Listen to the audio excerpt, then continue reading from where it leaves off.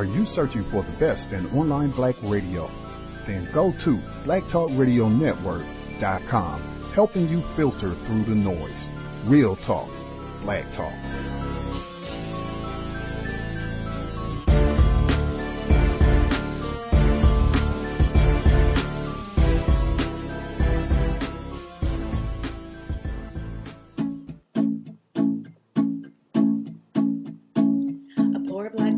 Meets a white person and suddenly their life is better. A poor black person meets a white person and now they can get their shit together. White people to the rescue. What would we do without you? You make all our dreams come true. White people to the rescue. Poor black boys are really good at sports, but only when a white coach tells them.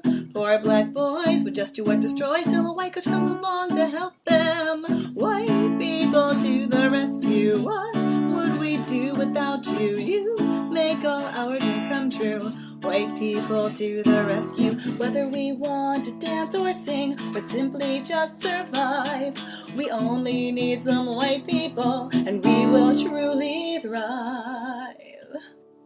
Poor black lasses would fail all their classes till a white teacher stops to teach them. Poor black lasses would shake and pump their asses till a white teacher tries to reach them. Poor black orphans would live off their endorphins. Not much else rhymes with orphans. White people to the rescue. What would we do without you? You make all our dreams come true. White people to the rescue. White people to the rescue. What would we do without you? White people to the rescue. What would we do without you? It's funny, like I have Mormon relatives. Oh, interesting. And I'm like old enough before, the blacks. So I was hanging out with my Mormon relatives before the blacks could even go to heaven. Oh my gosh. And then we're all very happy in family. It was, I think you make exceptions for family. But I think my mother was always kind of like interested about that. And I think she might have had a conversation with my uncle or something. But like again, I've never had all my family's always accepted. But it's an interesting thing when you begin to realize, and even on trips, I would notice when I would separate there's an incident, which is funny. Now, one of the things about my work and my plays and my show is today they're a lot more funny than they are tragic. But I do remember going to a pool called Paris Gibson Park in Great Falls, Montana, huge pool. And my brother is mixed, and so he's kind of light, so he can pass for different things. I can't. And I remember just jumping in the pool and just literally all the white people jumped out, scattered. And I thought it was because they blew their whistle. Uh-huh. It was a drill. It wasn't a drill. It was the black kid jumped in the pool. Oh my word. And I just remember this. And like I said, now it's a lot funnier. And I've always thought someday I should recreate that image and go back and to the pool. But those are the kind of things that I do remember. And one thing that I think is important is, a lot of black kids have trouble, or a lot of kids have different trouble for whatever. But one of the things that I realized as an older person is that the difference is when I went home to tell my parents, who were my advocates, always in my corner. My mom could tear up to that school in 5 minutes, which she had. But the difference is when I told her what happened, the person who had done the damage looked just like them. So my mother was white, and so my father was white. So the person who just called me the N-word, was white. So I had this disconnect. On one hand, I'm 8 years old or 12 years old, getting all this love from these people. We're going to make it all right. Uh-huh. I'm here to protect you. Right. And 10 minutes before, there was a person who shared their complexion saying horrible things. Right. I never had the luxury, as some black people do, of dismissing entire groups. All them white folks, which is it's a safety mechanism, they're all crazy. Don't mess with them white folks, they blah, blah, blah, blah, blah. I couldn't do that because my home and all the people I love were white. That's really interesting. I mean, it almost sounds like a negative and a positive. It was both. It was an interesting thing. I mean, as an adult, it's been more positive because I think I have a unique, and that's one of the reasons I do the work I do, I have a unique lens. Yeah. So I can't really, I have Republicans. I have friends of all different persuasions because I've never had the, especially me, I've never had the luxury to dismiss an entire group. Right. Because the friend pool was so small. If I dismissed the group, I would be out. Yeah. So as an adult, I get to see, well, that's interesting, or they have good qualities and they don't, or on that side, and so kind of to pick and choose. But it must have been hard as a child, before you had the maturity to understand how, Well, I think part of the things, and my first play, Sitting in Circles with Rich White Girls, Memoirs of a Bulimic Black Boy, dealt more with this than with identity, is it was definitely, because I was not interested in being black. I mean, I wanted nothing more to be basically a white girl at this time, like go to Benetton. And so this was not like, I was not one of those kids rebelling, I want to find my inner black self. Right. That dealt more with the identity of like wanting to be something I could never be. Right.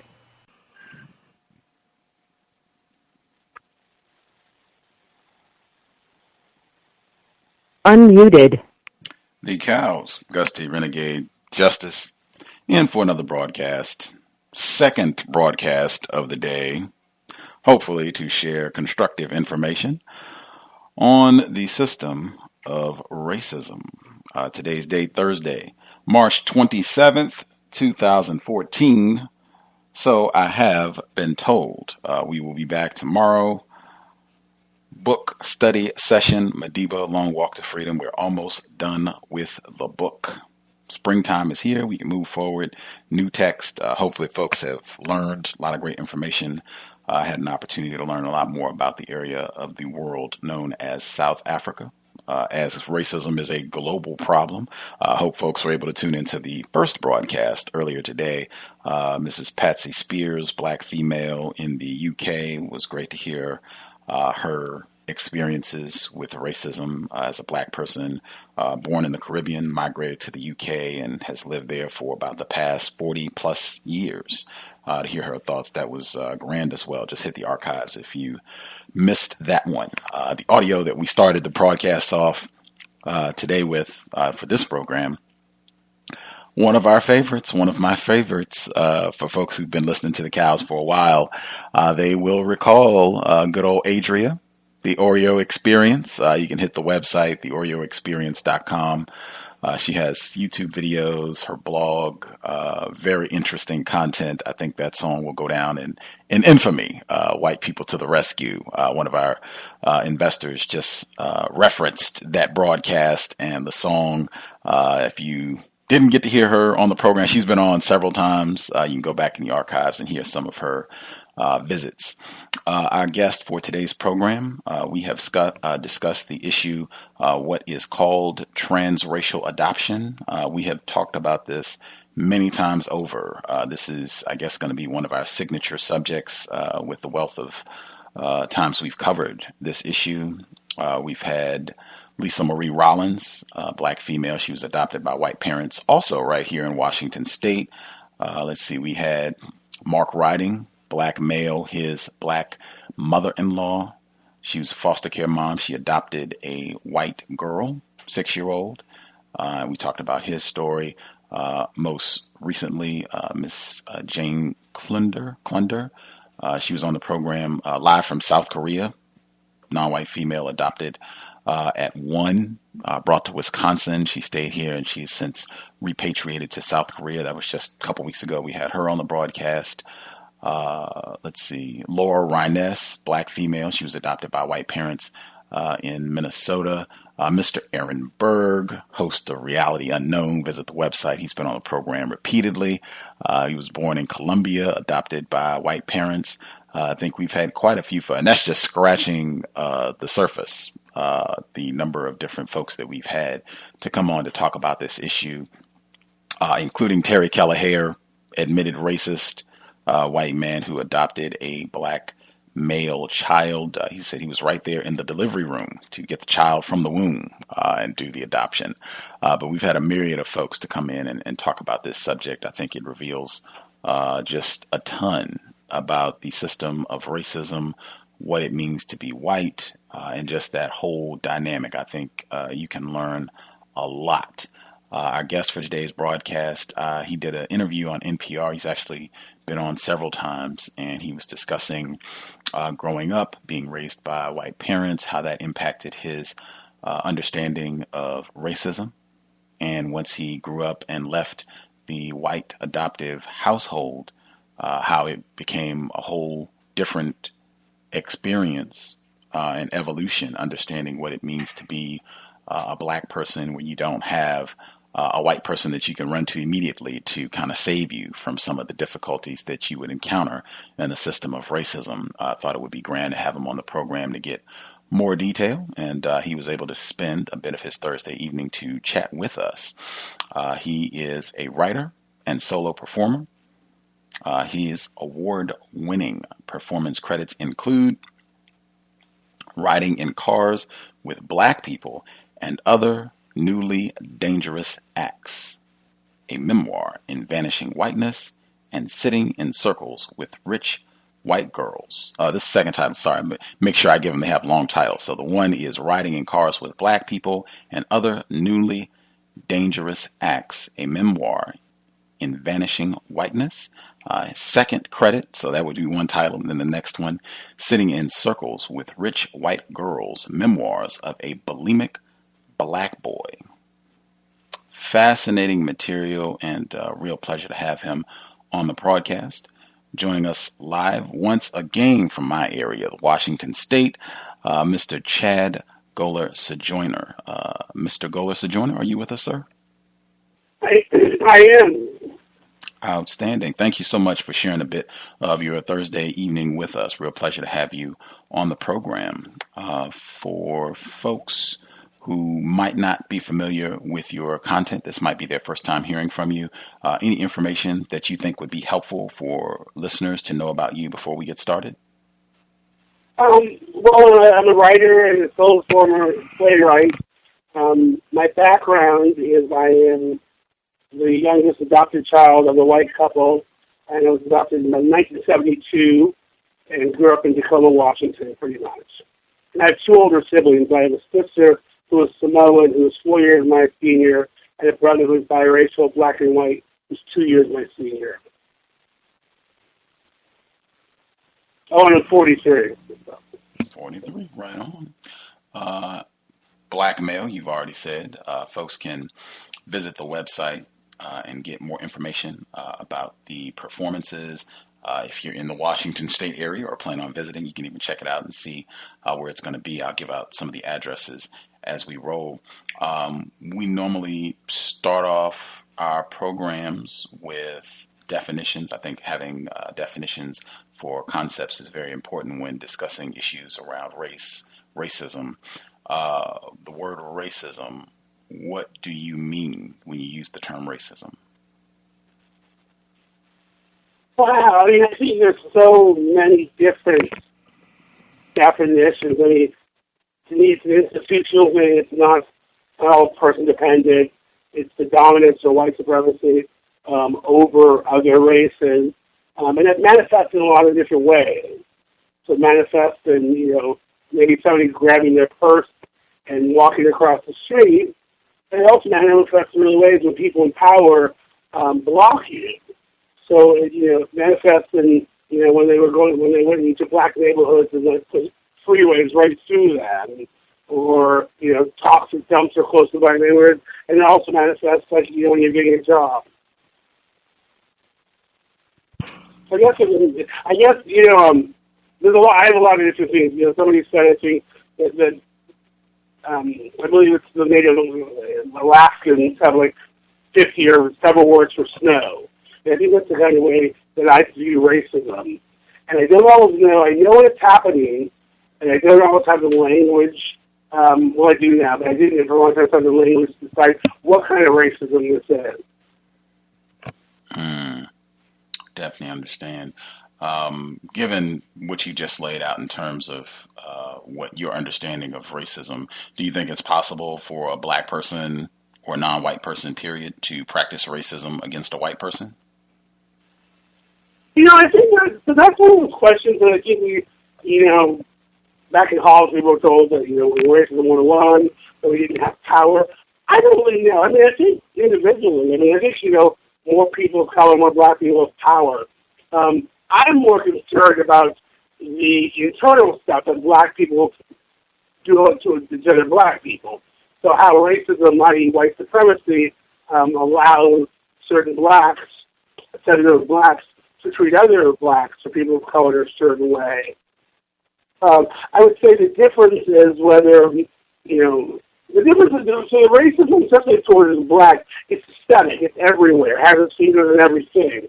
So let's say there was a black person who didn't hire a person because they were white. That'd be a form of discrimination. I think that's been under racism. However, that white person is much likely to go out, next door and get a job. So, I'm sure. I don't think the answer is totally no, that can never happen. But I think you look at the whole totality. That makes sense. That makes sense. I think that does make sense. I think that is quite clear. For listener, I think you already touched on being adopted by white parents in Washington State. I guess I know it definitely with Lisa Marie Rollins. She was also in Washington State. She's been on the program. She just had interesting information about the whole process of how she ended up being adopted by white parents. With you being now in your 40s, what information do you have about how you came to be in Washington State with this adoptive white family? Yeah. So that's sort of kind of an interesting story. And both all adoption stories are interesting. But so I was born in Cleveland, and my parents were in Washington. So the question is, how did a black boy from Cleveland in 1971 end up in Tacoma, Washington? So I was, and this is probably we should talk about this, I was the eldest of 12 kids, and I was in a foster home. I was 12 to 13 months old. And they were going to have to place me in a new one because I was no longer a baby. And the social workers were concerned because the more times you get placed, the harder it is to get permanent placement. Now, at the same time, the National Association of Black Social Workers had just done their big edict. They just done their big position paper equating to transracial adoption to genocide. So, although I was involved in that case, I was adopted right around that. And on one hand, there was a social worker saying, no, he can't go to these white people. And then there was like, hey, if he doesn't go, he's going to stay here. And here's where the story gets interesting. And I didn't find this out till later, but it's where how racism works. I was bright and intelligent and all that other stuff was in my file. So the question was like, why was I being, why was I still there? And what happened was at least two, I think maybe three families had come, but I was attacked solely because I was too dark. So these were all black families. So people would come to visit, see my family, pick me up, look me over, and that could be a lot of different things. Maybe they wanted to take a look just like them, but I also didn't tell that part of the story because that was the beginning. That, the fact that I was too black and too dark for some of these black families. So I ended up with a white family, halfway across the country. Wow.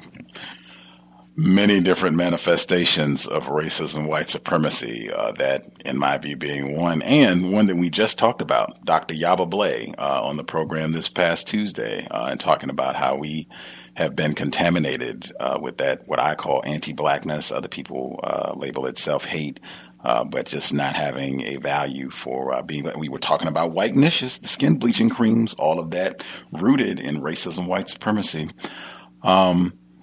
So you end up in Washington State, born in Cleveland, end up in Washington State, white adoptive parents who, if I understood correctly, they adopted, including yourself, 3 non-white children. Is that accurate? Yes, I'm the youngest child.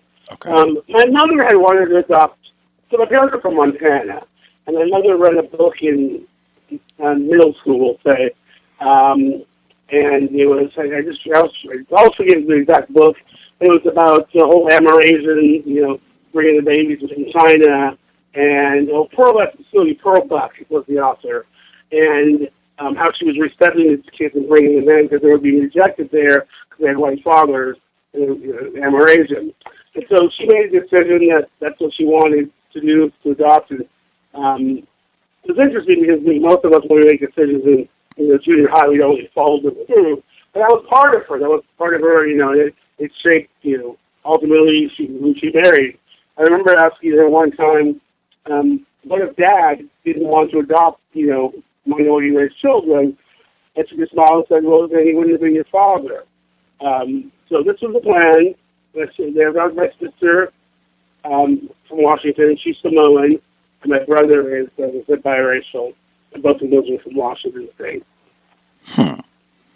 That is fascinating. Did they have any biological children of their own? No, did not. That is fascinating. I'm checking out the Pearl.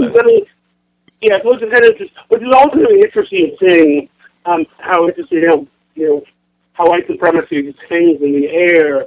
Because people often assume, especially when I was younger, that they couldn't have kids. Because why wouldn't two white people want to make a white baby? So there's always that assumption. The fact is they could have had kids. My dad had a vasectomy, so they wouldn't have kids. But I always thought it was kind of an interesting thing, the assumption that adoption, and certainly transracial adoption, was for people who couldn't have kids, their own kids. That is interesting. Wow. Your adoptive white parents, they have an interesting background in terms of their research of, I don't know if you would say racism, but at minimum, studying black people. Is that accurate? Oh, no. There were two white people who were born and raised in Montana who had relocated to Washington State. I was probably the first black person they knew. The things were very different back then. It was a whole different world with adoption. And, I mean, they were smart. They did a lot of things the best they could to help in various ways. So, for instance, as soon as I was adopted, we moved to Lagos, Nigeria. My dad was a counselor teacher. We lived there for 3 years. Which was interesting because those were my coming of age. I mean, it's not coming of age, but that was we're talking 3 to 6. So when I actually moved back to the, or 2 to 6, when I went back to the States, it was different because my whole world was black people. So in Africa, it was my parents and a couple other white people, but most of the people I was around were black people. And so when we came back, they enrolled us in not in our school district, which was we live in an area called University Place, which at that time was very sought after for the school. But my mom went there and she noticed that there were no black dolls. And she asked the teacher, the kindergarten teacher, why, and she got an answer. I don't know exactly what the answer is, but it wasn't what she wanted. So we actually went to a different school and then got a waiver to go to the Tacoma public schools, which were much more diverse than ours.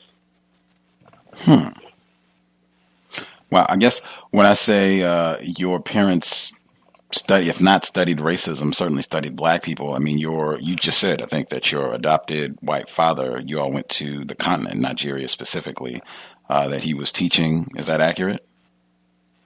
Yeah. Okay. So my parents are were smart, and they looked out for different things. But back in that day, adoption was very different. Back if you listen to Marie and I are friends, and we talked about this. Our generation, in the late 60s and 70s, we were the kids who read all the books. So by 6th grade, I knew more about black history than somebody, in a college level course. People they're studying Dr. King, and I'm doing Mary McLeod Bethune. But I didn't know any black people in real life. I just knew books. That is fascinating. Wow. Did you when you were a child, did your adoptive white parents, since you all had gone to Africa and lived for a significant amount of time, you said your adopted white mother, she did not like the fact that they didn't have white dolls at the school, so she arranged, for you to be at a different school, going to Tacoma Public School. Did they talk to you about racism in the household growing up explicitly? Yeah, well, when we usually what happens, something would happen. First of all, I just want to kind of clarify, it doesn't matter. So they're my parents. They're the only parents I've ever had. I don't know, when you say adopted, it doesn't bother me, but I think it's important that we realize that, because sometimes people are talking about adopted as a separate. These are the only parents I've ever had. I'm their kid. That I've known, I should say. For us, so for me it was different. My sister's Samoan, and people don't even know what that is. She's from the Pacific Islands, and my brother's pretty light. He's blue eyes, or has blue eyes. And so I was the one who kind of stuck out at school and stuff. I was the one who certainly looked different. And, I think we were playing a clip earlier in the show. I couldn't get it all. But, so when racism happened, my mom's parents were certainly on my side. But it was difficult in many levels. I think I talked about it in the clip. One of the problems, one of the barriers, is when somebody called me a racist name, and I can say when and how that happened, that hate, but the source of my love looked just like the people were hating me. So black kids who grew up in black homes go out and face this kind of stuff, but then they get home, they go back to a black home, and, there's a whole kind of different stuff in the comfort or the worry, or they're able to dismiss white people altogether. I didn't have that luxury. So the source of my healing and love, shared skin color, was a tormentor. That just in the clip that I played at the beginning of the program, I thought that was profound to hear that. And I think some of the other non-white guests that we've had on the program who've been adopted by white people have said the same thing, where they're being picked on, whether it's being picked on or tormented by other white children or white teachers, faculty, whatever, older white people, whatever the case may be, that when you go home, the people that either do provide the care and try to remedy the situation or not, that those people are the same complexion as as you said, the people who are terrorizing and tormenting you, and the dilemma that can cause for a lot of non-white children in these situations. How do you think that impacted your understanding of racism and how you relate to white people? The fact that you had that dynamic going on in your household. Well, so I think maybe I should step back a little bit and say that I always say that I was raised and socialized like a white kid. In fact, being black was something. I became black. It sounds weird to talk about it later on. So the problem was, for instance, I did first to fourth grade at the diverse school, and then they pulled the waiver. So in fifth grade, I had to start going to my neighborhood school, where I was one of two black kids in the whole fifth grade. And what was hard about those years, is I've described it in another interview, kind of the lion and the gazelle, and the whole kind of the metaphor is that there's this little gazelle who needs a home, and these lions want to adopt him, but some say no and some say yes, and ultimately they go and they adopt the gazelle and bring him home and love him and all that stuff. But when he goes to school with lions, these kids don't know that he's one of them. So, that his parents are wealthy, his parents are white. So that was the problem for me. One of the problems is I didn't want to be black at that time. And so to be reminded with such hateful stuff really took a toll on me. How, just for folks to have an idea, how common, how regular an occurrence was the abuse that you were facing when you were in this school, where I think you said you were only one of two black children? I'll say that, in my business, so in 5th and 6th grade, which were elementary school for me, I would say almost daily or every other day I was called something. A lot of it I didn't even know. I had to, I had no idea what a porch monkey was and all this other stuff. But it was constant. And what would happen is I would just hold it in, and then I would explode and cry and can't breathe, and I call my mom, and she comes zipping up, and there'd be this conflict. Things would get better for a while, and after a while, you can't keep calling your mom. Man. I will say one thing about that. One of the things that I talked about in the work is the lessons I learned on race and how I learned them. And for me, often having the incident first and the language came later. So I saw things that I didn't know how to explain it. So one of the things I saw in sixth grade, and certainly through junior high and high school, was that when my mom showed up on the scene, things were they were different because they couldn't dismiss her as some hysterical, overactive black parent. She got listened to because she looked like them. And, so when she threatened to go to the papers, like I said, things got better for the rest of the year. So much so that in junior high, there was a Black Parents Association, because I was not the only one suffering from this, and they enlisted Mom's help. And my mom actually joined it, and I think they changed the name. But she was an advocate in that. So that's an example I always use as white people want to talk about power and stuff and privilege. You can't turn it in, you can't give it back, so you might as well use it for good. And my mom, that's what she did. She didn't just advocate for me. She advocated for all the kids who were being, teased or tormented. Wow. That is fascinating. Wow. What were the white teachers, were they of any help? I mean, if this is going down every day where you're being called names and all of this, like when you would go to them and say this stuff is going on, would they help resolve the situation? Did they do nothing? Well, it's amazing what teachers don't hear. The classrooms aren't that big, so if you're being teased and bothered in class and you're sitting in the first row and the teachers, what's the purpose of talking to the teacher after class? They heard it and didn't say anything. There were certainly times, and like I said, I would just blow up. I would just have this, I can't explain it, and I'd start shaking and crying and I can't see, and, it's not pretty. Luckily, it hasn't happened that often. Yes. Wow. Did you get, therapy of any sort while you were a child? I would think that would already be something that might be on the table just for someone who's in an adoption situation that they might need or want or could benefit from having some sort of therapy. But with all of this racist aggression on top of it, did you get any sort of therapy? No, I did not till years later. Wow. And of course, as we get in, a lot of other stuff in here, identity. It was coming into my sexuality. So all this stuff was going to couple. So, and it was happening at the same time. So you didn't know which is one. I just wanted to be left alone.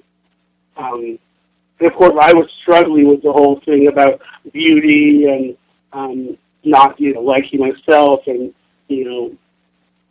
wanting to be something I wasn't and all that other kind of stuff.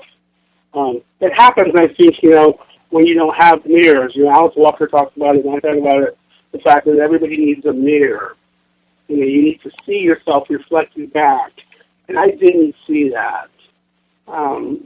Teachers and a lot of other things. I was 25, maybe 24, 25, and living in New York City before I saw my first black doctor. Wow.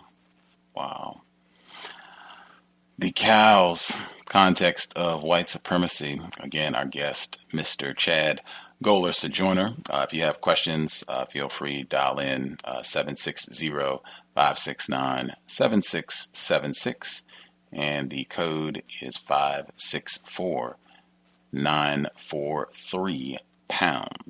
Press *6 if you have questions. Your parents, adopted white parents, they did have two other non-white children that they adopted. One Samoan, you said one quote-unquote biracial. Assume he had a white parent, non-white parent.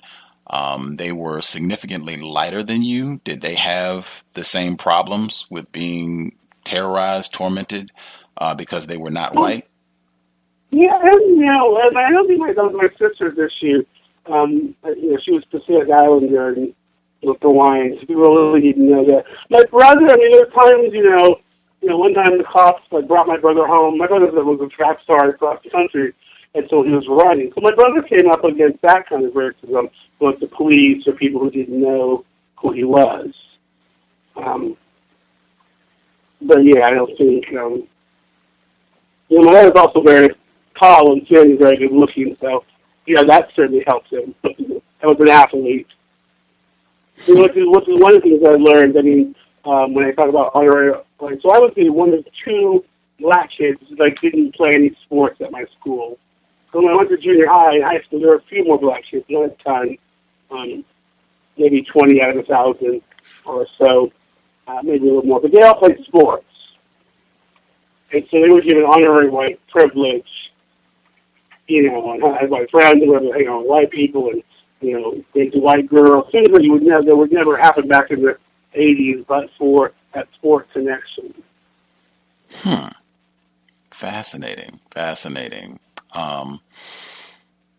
So when I know I've heard some of the interviews that you did, and you said that, and you just mentioned you were talking about some of these other black athletes who got quote unquote privilege from white people because they played sports or what have you.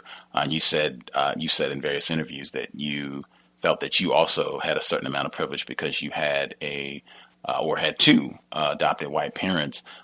Did that work like if your white parents were not present, right? But you could just make it known, hey, I have white parents. Here's, family photograph, you see, boom, boom. Did that work? Like, would that get people to back off and not be racist? So I lived in a suburb in a neighborhood, and I'm the youngest kid. So usually I'm the youngest Goller. So usually when I showed up someplace, they already knew because they knew my sister or my brother had come through it. So they already knew, that's the Goller kid. I say, as I say in the show, when the white lady in the dirty yellow Toyota Corolla came looking for Chad, everybody knew what Chad she was looking for, and wasn't one of the 4 white kids named Chad. So that was one. Another thing that happened was I noticed we would go to the mall, take these trips to the mall, and my mom was really frugal, so our stores were limited to the cheap ones, like JCPenney Stairs, Montgomery Ward, and where she would direct our attention to the clearance racks, and tell me like the 15% off decoy lenses. And there we each pick up a few items, hold them up, and yell for mom's approval or denial. And while I didn't know it at the time, turns out this act was also alerting everyone with an earshot that I was with the white lady. So at some degree with the white lady, I wasn't followed, and people want to think of shoplifting. Of course, about 9th grade, I got older and I wanted to move more freely and alone, so I began catching several buses to come shop here in Seattle, and and suddenly the strangest things started to happen. It wasn't all the time, but enough to notice.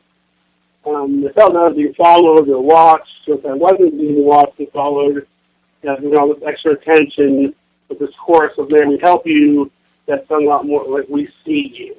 So what I talk about, so here I had, which is the irony, of course, is that I still wanted to shop Clarence and Mom Free. When I got there, Clarence and Mom Free also meant white lady free. And so that was one of the first examples of how my whiteness vanished as I moved further away. Wow. When I heard that, I listened to several interviews where you kind of talked about I think you even phrased it as giving up that white privilege later on when you got older and moved out and were kind of evolving with regards to your understanding of what it means to be a black male. And you were saying, giving up that white privilege, and just hearing you explain it the way that you just did, to me, that doesn't sound like you specifically had white privilege. It just sounds like your mom, as a white person, of course, that she had all those advantages and she could use her privileges to help you out. Not so much that you had them, just you had access to them. What I think is so I call it, I could call you a phrase, honoring white and suburban privilege. Mm-hmm. And so I had my own privilege if I was attached. So people knew I was a Goller kid. It's like, I was attached to that person. So in my neighborhood, stuff didn't really happen. I lived there, it began to vanish. Plus, I was with all white people, too. All my friends were white. So, if you're one black kid traveling with, a group of white kids, you're taken into the fold. So you share the collective, which is what I call suburban privilege. I'll give you an example. In junior high, after the football games, we'd all walk up to the 7-Eleven and hang out in front of it, and some people would sit on people's cars, and some people would drink, and there was a lot of us there. I mean, the police might come by, and it was just say, hey, move it along, and we would move someplace else. So one of the things about white people, about whiteness, is that you are granted that you get to move aimlessly without purpose. So where are you going to your question? We don't know. You're just wandering around.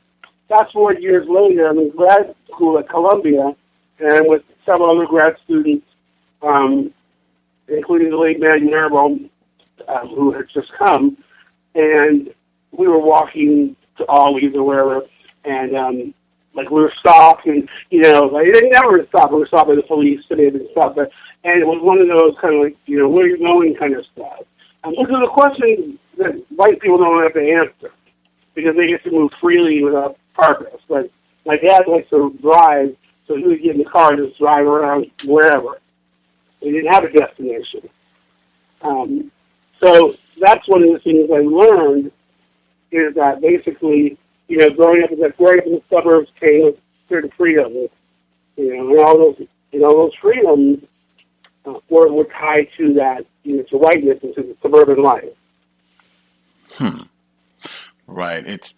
It might be, I guess some people might look at this as just semantics in terms of kind of squabbling over words, but I feel it's important. If I was to use a metaphor, I would say if I had, let's say I was rich, which I'm not, but let's just say, for argument, I have $1 billion, and you and I go out, you don't have $1 billion. If we go out together and we're shopping, whatever, I don't mind, buying whatever. If we're going to go out to eat or buy this or go on trips or what have you. In my view, if this is temporary, right, we're not hanging out forever. We're just, hanging out for the day or a couple days or what have you. You don't necessarily have quote unquote privilege. I would just say that for the time that we're there, you have access to some extra resources that I have. It's like you don't have that $1 billion in your pocket. I do. I'm just, sharing for the moment. And I would say I think that's a more accurate way of looking at it, I think, when in your situation, because the white people that are around you, even when they see you with your white mother or white father, it's not that they are granting you anything special. It's just that, this person, this individual that I would practice racism against is with another white person. So that will keep me from practicing racism against them right now. Not that you have anything special about you that's causing me to not mistreat you. Just this white person is here. So I will honor another white person and not mistreat this person that I normally would be calling porch monkey or nigger or chasing around the store or calling the police on. Yeah, I think that's not, but I think it goes deeper on certain levels, and one of those levels, well, first of all, it was the first 18 years of my life, so it's what I knew. I mean, I had to learn later. And two, one of the things which is different from being adopted as white parents and just being rich and black in white neighborhoods or suburban neighborhoods, is that white people, they would deny my blackness. So I got called a lot of racial names, but for every racial name, there was 100 people saying, talking about the difference between blacks and niggers and reminding me, that I was a former, you know what I mean? So it was to strip, so you're not black, basically. It would strip the blackness off, which made life easier. So they would talk about, they would say nigger or talk about black people in front of me. Oh, I don't mean you, you're not one of them. I think that's a common thing for a lot of blacks who grew up in predominantly white areas. But I think you're right. I mean, I think part of the privilege, there's also a whole different level of privilege and class privilege.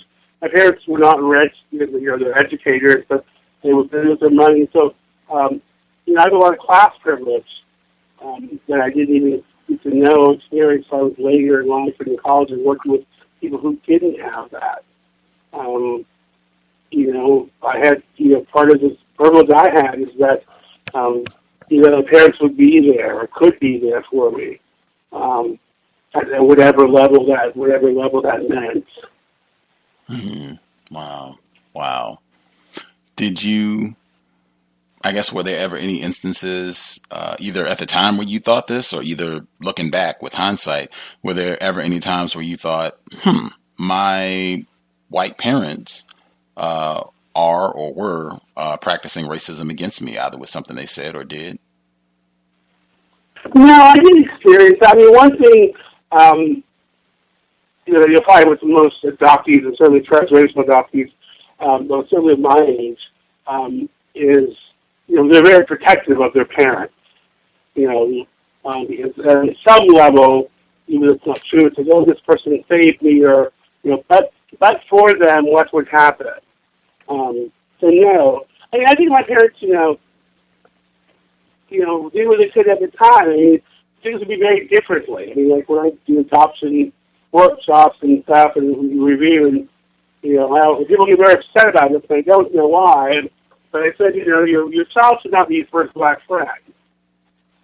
My parents didn't have any black friends. There's never been a black person in their house. Together. All my relatives, we're finding out racist, are from Montana. So I didn't really have a black experience. And I had to do that all on my own. And I don't know what they could have done. I mean, I guess the only thing they could have done is not live where they live in a different school district. Just making sure I heard that correctly. So you said when you do adoption workshops and what have you, that if it's a white family and they are talking about adopting a non-white child, particularly a black child, if this potential adopted black child is going to be the first black friend or black person that is hanging out in your house, then it's probably not going to be a good idea for you to do this. And according to that, your white adopted parents, did they qualify? Did they have any other black friends? No, they didn't. But I think one of the problems that when we talk about adoption or race is we don't. My parents aren't the benchmark. They were doing. There was no guide map for them. They were doing it in the late 60s, early 70s. We know so much more now. One, we've grown up, so we can talk about it. So you wouldn't want to look to my parents because, it's like it's 2014. You wouldn't pull out a computer from 1970 and start working on it. So I think that, when I talk about, and particularly when it comes to black children and black men in particular, is that it's important. So, for instance, I think you need to live by an urban place. In a perfect world, when I look at my life, how good and better. So I didn't have any independent relationships with black people until a sophomore year in college. Okay, children need that. So, what are you going to do to make sure that your kid has some relationships with black people before he leaves the nest, or she leaves the nest? And, visiting the church or getting a haircut is great, but what are you going to do to go deeper? My first suggestion is always, find a black pediatrician. Find a black doctor. The impact of that is just so powerful. Also, I'll say, what my parents did right is we're all adopted. I have two siblings. My parents are the only white people in the house. And I always wonder what people like to have a family of white people. I just put a black kid in there. You should be able to look across the table and see somebody who resembles you in some way. Fascinating. Did you at any point growing up or now have contact with your biological parents? I did not. So I wasn't. I think as a kid, sometimes I wondered, and then I think I was too lazy to do anything. And then I also, one mom is enough. I might do a DNA thing, and I wouldn't mind finding out if I had siblings, which I'm sure I do. I know a fair amount about my birth parents and why I was put up with adoption. So I'm kind of okay. So it's kind of a complete story. And so I'm kind of okay with that. Fascinating. Again, Context of White Supremacy, Mr. Chad Goller-Sojourner. I will pause because I do see some folks who dialed in who have questions. If you are on the phone line, you have a question for, is it all right if we call you Chad? Yes. Okay. If you have a question for Chad, press *6 if you are on the line. We'll go down and get folks who dial in. The caller at 4765. If you have a question for Chad, your line should be open. Hello, can you hear me? Yes, ma'am. Yes. Am I too loud? You should be okay. You're fine. Okay, first, hello, guest and host and everyone listening. First of all, I want to say, I can't really hear the guest. His voice is kind of muffled. I called in late, so maybe you already addressed it. I don't know. But I just want to ask him, did he, again, I'm calling in, I'm listening late, so maybe he already talked about it. How did he personally deal with the racism at school? Did he find out that it was more effective to, I don't want to say fight back physically, but defend himself or try and educate them or reason with them, or, you know, how they say fight fire with fire. How did he deal with that, or how was he told to deal with that by his parents or school or whatever? Thank you. Yeah, that's a good question. I'm going to repeat the question. Like, how do I deal with racism in school? Well, I learned that you choose your battles, and because one of the things people always talk about, like, we see movies and stuff, and the whole school loves it. It might have been 5 kids, but I didn't go to school with the same 5 kids every single day. And so I did 2 things. One, I had a wonderful ability to just escape and to transport myself someplace else. So I checked out a lot. I would, ignore it, blow it off. I would let it build up, and then I would have a kind of explosion. I'd end up in my principal's office, I'd have an explosion. But it was hard because the authorities, I wasn't me to deal with it. I was a victim. And so I didn't feel I should have to deal with it. And so also the authorities, the principals, and they did not think they were doing their job. So I was a big fan of people doing their job, but it was very tough. And I don't wish it upon anyone. I think she asked one about principal. So there was a kid in 5th grade in band, and he just moved up in band, I'm pretty sure, and he loved to bother me, and he would like whisper under his breath. And one time we were in band class, and there was a spring concert, and he called me a nigger during the evening, and I just jumped over and grabbed him and pushed his head to the bass drum. So that was the one sensible altercation I had, pretty much in life.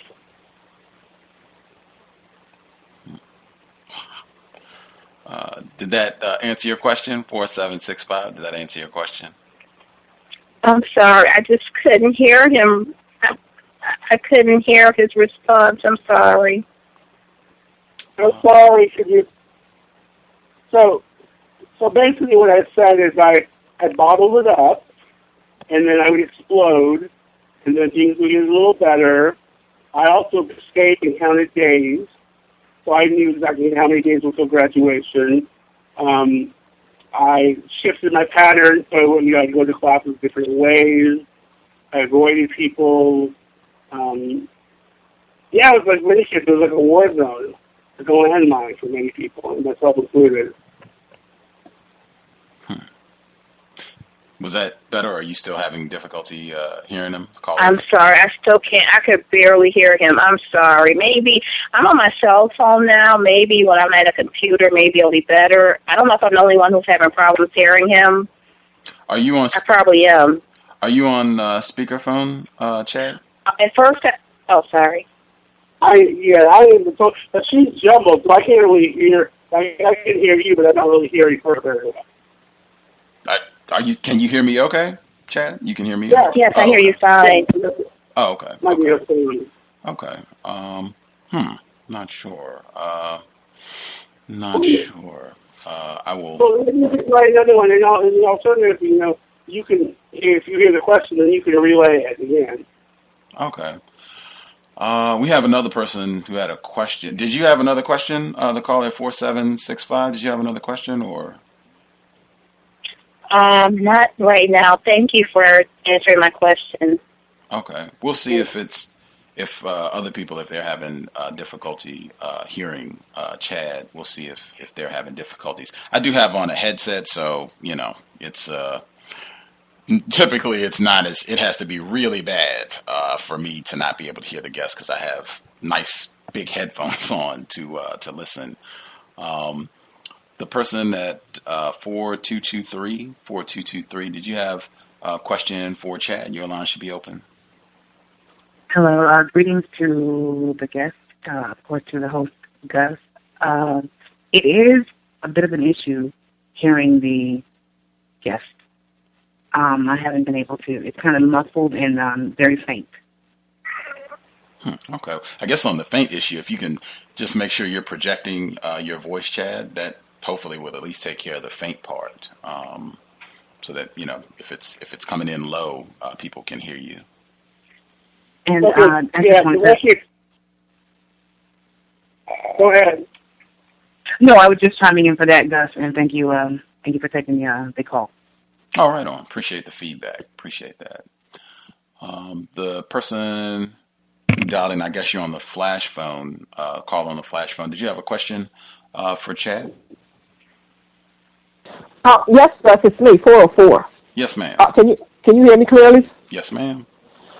Okay, Chad, can you also hear me? Yeah, I can hear you. Yes. Okay, you're sounding much better because before you was sounding a bit faint on the line. So, what I wanted to ask you, Chad, are you still in contact with your adopted parents? Are you on good relations with them? Yes, I am. I am on good relations with my parents, and my mom's birthday was yesterday. I don't see them as often as I probably should, but we live not too far away, and I was just down there with the whole family about a couple weeks ago. Okay, you said your adopted parents, they never had any biological children of their own. Did I hear that correctly? Yes. And all of their adopted children that they have, they were all children of so-called, I put it in quotes, color. They were all non-white. They were not white children. Yes. What about your siblings? Are you in good relations, in contact with those siblings? Yeah, we are. I mean, we're just kind of a normal family in that regard. We haven't had any big falling out. We get along pretty well. My sister has 3 kids, so I have nieces and nephews. My brother lives in Vancouver, Canada, so I don't see him as often. But yeah, we all get along. Okay. Of your siblings, if I could ask you these questions, have all of them, how many of them are married? Of your siblings that were adopted, are all of them in relationships or married? My brother's married. My brother's the only one who's left is married. Your brother is married. Okay. Is his spouse white or is it his spouse non-white? No, Filipino. Oh, his spouse is a Filipino? Yes. Okay. And he's also, you said he's Asian. Did I hear that correctly? Sorry, say again? You were saying that your siblings, if I could get the ethnic breakdown, you were saying that some of them, they were Asian. If I don't like using that term Asian because it's pretty broad, but you were saying that my sister's Samoan, which is Pacific Islander, and my brother is black and white. Okay, he's black and white, and he's the one who's married to a Filipino. Yeah. Okay, so I'm getting the dynamics together now.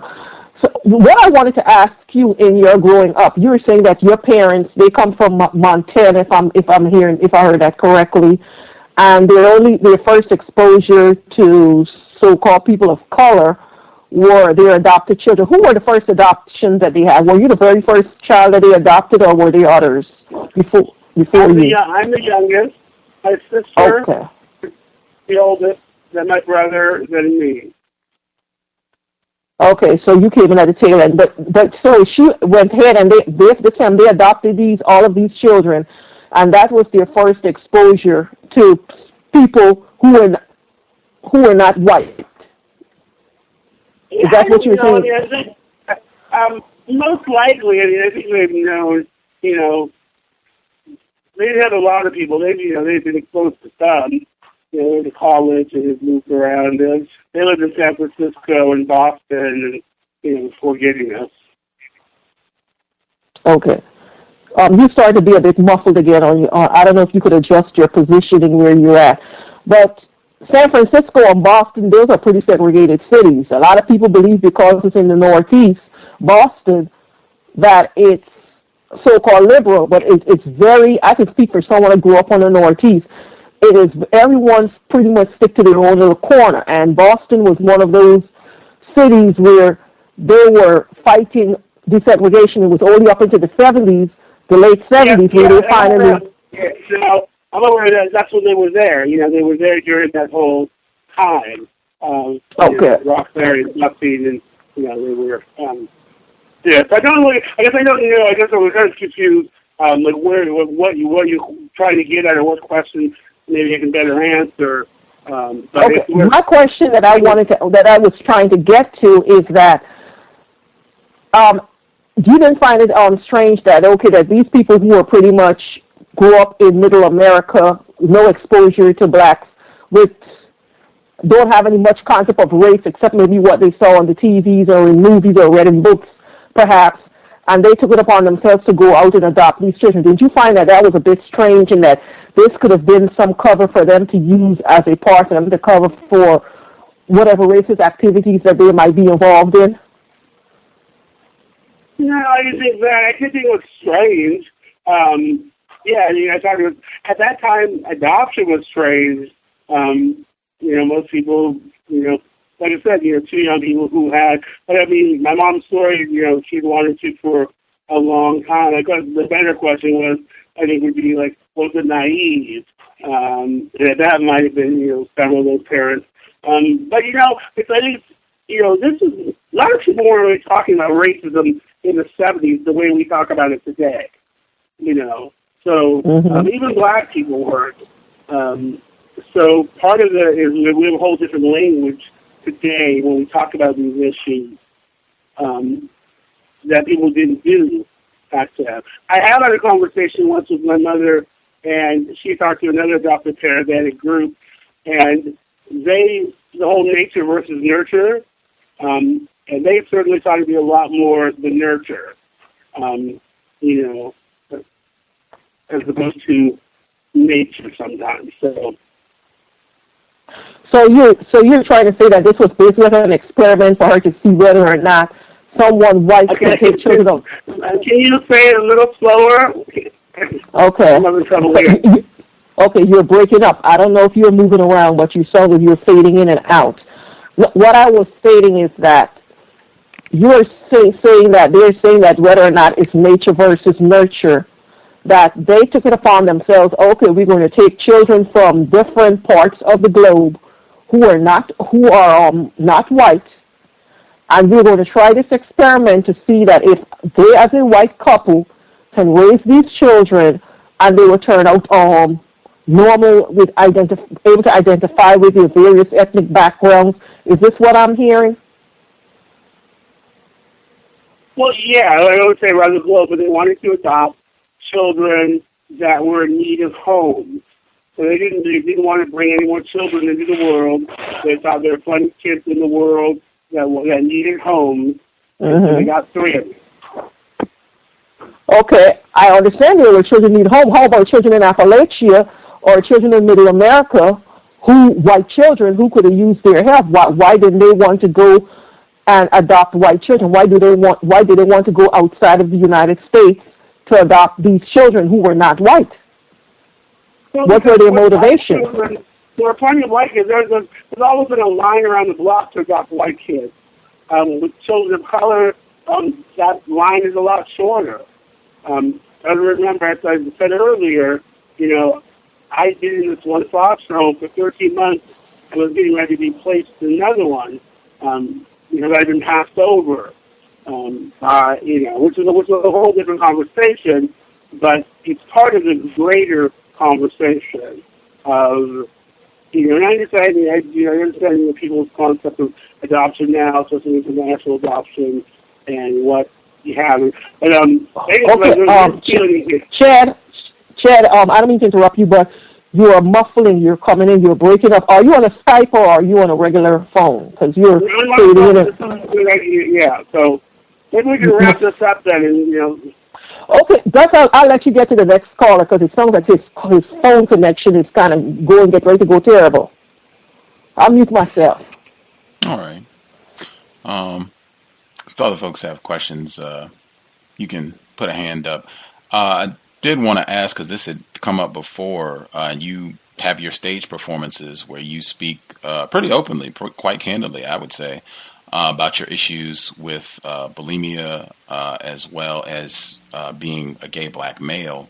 Do you think being in this situation where you're in an adoptive white home and then the issues being terrorized at school and what have you, do you think that was a contributing factor, a major contributing factor to either the eating disorder or you being a gay black male? Well, not to the latter, but to the former, most definitely. I mean, I joke that I spent so much time wanting to be this rich girl that I didn't get to when I got the disease.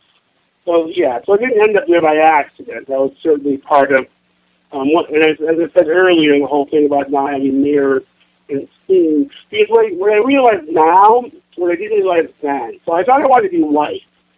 Turns out I just wanted to be beautiful and look like everybody else. So if I was in China, I'd want to be Chinese. In South America, I'd want to be like that.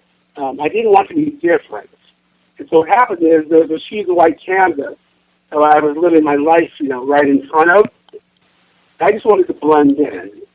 But yeah, I stood out everywhere I went. How, I'm trying to understand, if you were just trying to blend in, I'm sure you were around white males as well, right? You had a white father in the home, white adoptive father. Why would it not be that you just wanted to be a white male? Oh, well, I mean, this was first of all, we're talking, starting in grade school. So, my fifth grade mind is my fifth grade mind. No, I wasn't around a lot of males. My friends, I was around, all that. But the eating disorder had more to do with the body issue and all that stuff, which struck women at a greater detail. I mean, than men. That is interesting. And of course, and that was a young thing. So one of the things that started young, and it didn't start I didn't even know what it was. It just started in sixth grade. I was wrestling, and one thing led to another. And what happened was weight was the only thing I could control at that time. And so it spiraled into something that would last far too long. But weight was the one thing I could control. And plus, I wanted, stuffing all my feelings with food because, going back to the school where somebody asked, what are they doing? And how, one of the things I would get to school early, they would sell, which they probably should have done, they'd sell these chocolate chip cookies in the morning. I would load up on chocolate chip cookies to make my way through the day, or at least to lunch, to these land-minded kids. But I didn't want to be fat, so throwing up seemed like a perfect thing to do. At what age did you realize, oh, okay, I'm a gay male? At what age did you kind of realize that? Well, so again, the terminology was different. So I don't know when I realized I was gay. What I realized first was that I liked boys. I liked boys the way girls like boys.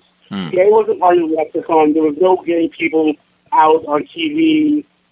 Even Liberace was living a straight life then. So so I didn't have the development to say, oh, this is such and such. Probably junior high, later on as puberty hit, and I was a late bloomer, things made sense. So that was also like the first. So it was a long time before I put the whole package together. Okay. Go ahead. I guess, okay, so then at what age did you realize that you liked boys the way that girls like boys? I would probably say sixth grade, sixth grade when my girlfriends were like, liking somebody. I mean, I think I developed like that. I didn't know if you were thinking more, till much later, but just, yeah. So I believe it was never the other. I mean, I think part of the problem with answering is we still have this, a lot of people have this idea that, like there was a turn, that something happened. So I like girls and then something happened. That wasn't my case. That might have been some people's case, but that wasn't my case. There was no surprise about parents with anybody who I was going to become and who I was becoming.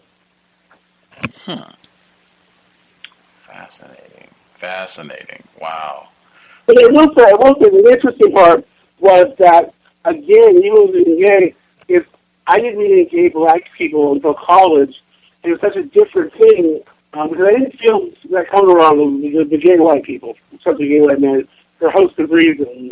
But when I met these gay black men, I felt at home. So race came in on that issue as well. I'm not surprised at all. On your YouTube, I guess, channel or what have you, self-reference. You have a lot of different videos where it's a colored sissy's breaking news or a colored sissy's guide to understanding everything except algebra. Why do you self-reference in that manner? Oh, well, I always I always told somebody, I use all these old words. I also think, this is a whole different, I think being a sissy, first of all, it's kind of reclamation. But when people say, oh, they're gay, there's a lot of different things. So, for instance, so when I say sissy, you know exactly what kind of boy I was. So I have to explain, which means my life was very different. Because when I got off the bus in first grade, everybody knew who I was. So I had to battle that as opposed to the masculine, jocks who didn't come out until they was 35. Our lives were very different.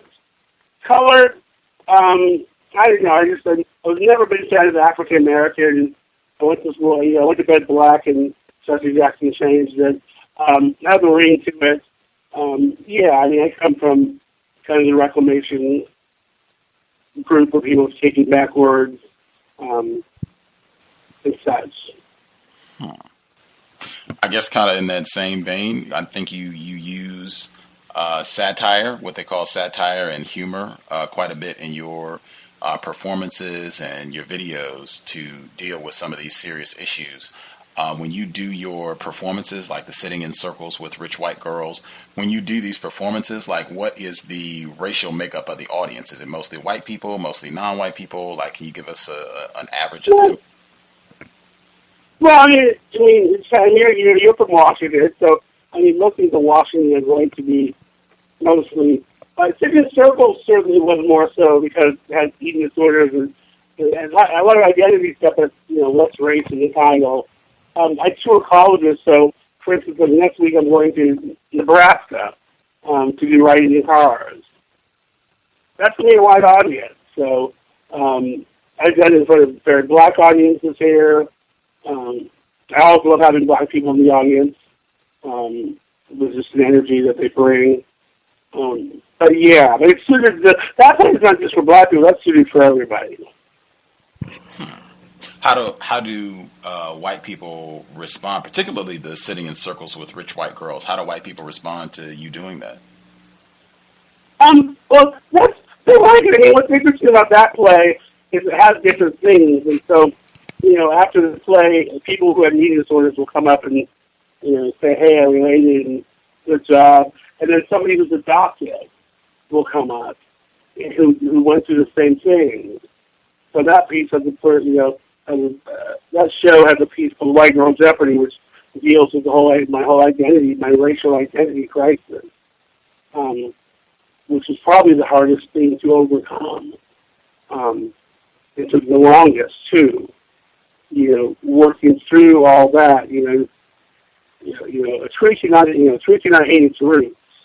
And so I had to go back to my roots and explore them and to embrace all of those things I was taught were bad. I mean, like white people did the exact same kind of stuff, but it was different. So, the black people were doing it.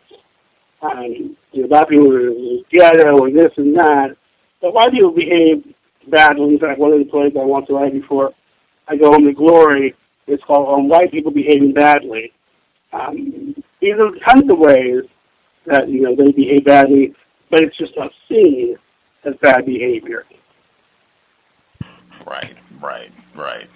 Totally agree. I guess making sure before kind of wrap things up. I know the phone line was not the best. You talked, or at least in other broadcasts, where you talked about letting go of what you call the white privilege that you had from being adopted by white parents, and then evolving, understanding what it means to be a black male. What has that process been like in terms of how you figured out, what it means to be a black male?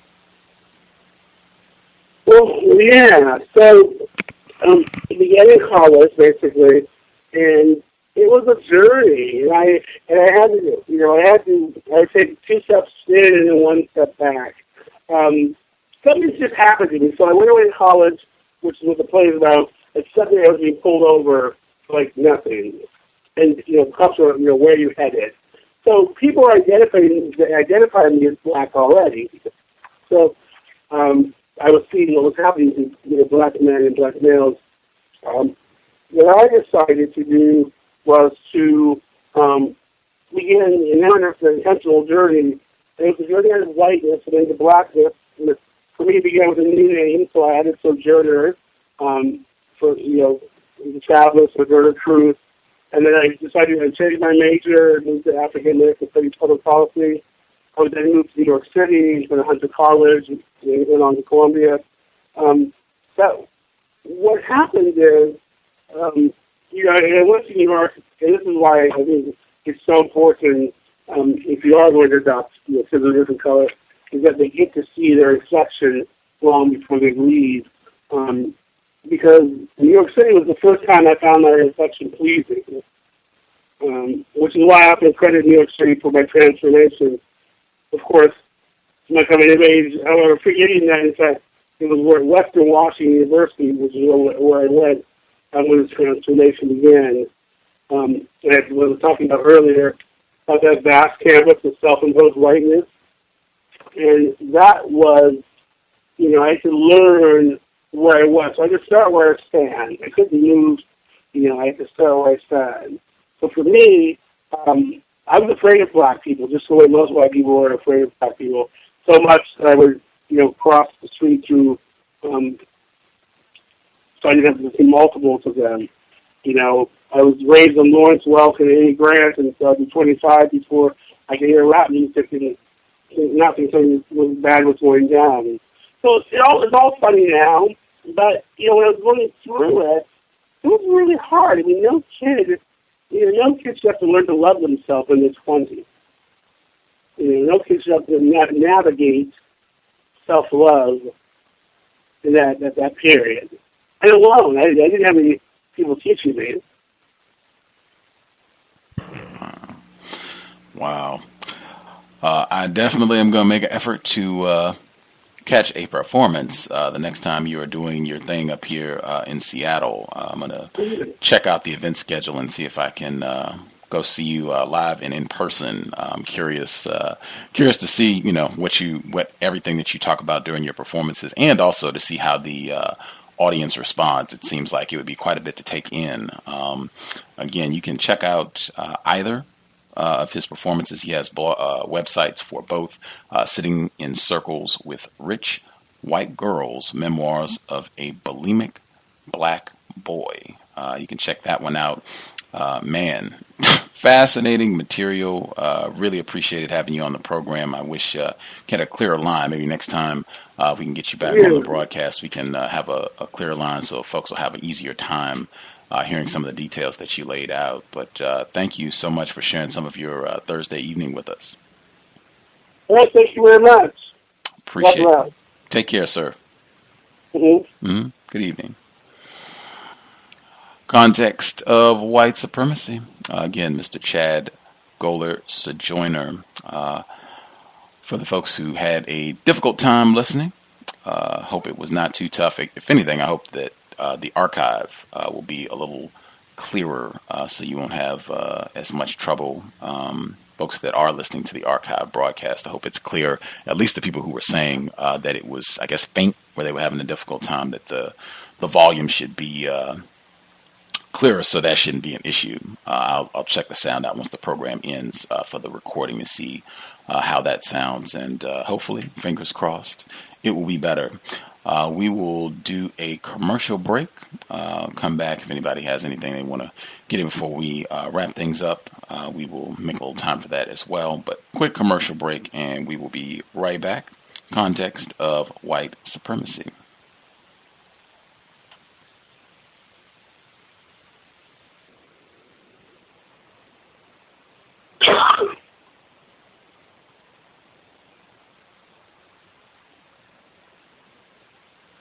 Muted.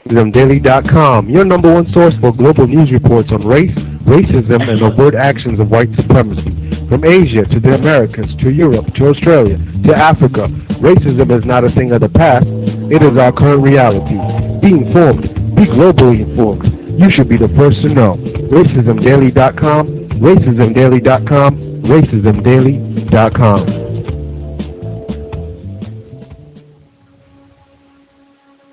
Is racism hurting you? On issues of race, are you unable to speak, think, and act with clarity and confidence?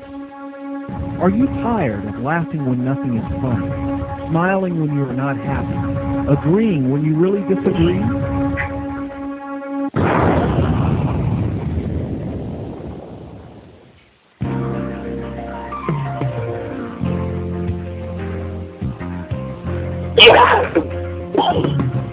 At counterracism.com, you can learn specific strategies and techniques to counter the behaviors of the people who practice racism in all areas of activity, using words correctly, following counter-racist logic, even counter-racist science projects designed to reveal what racism is, how it works, and how to counter it.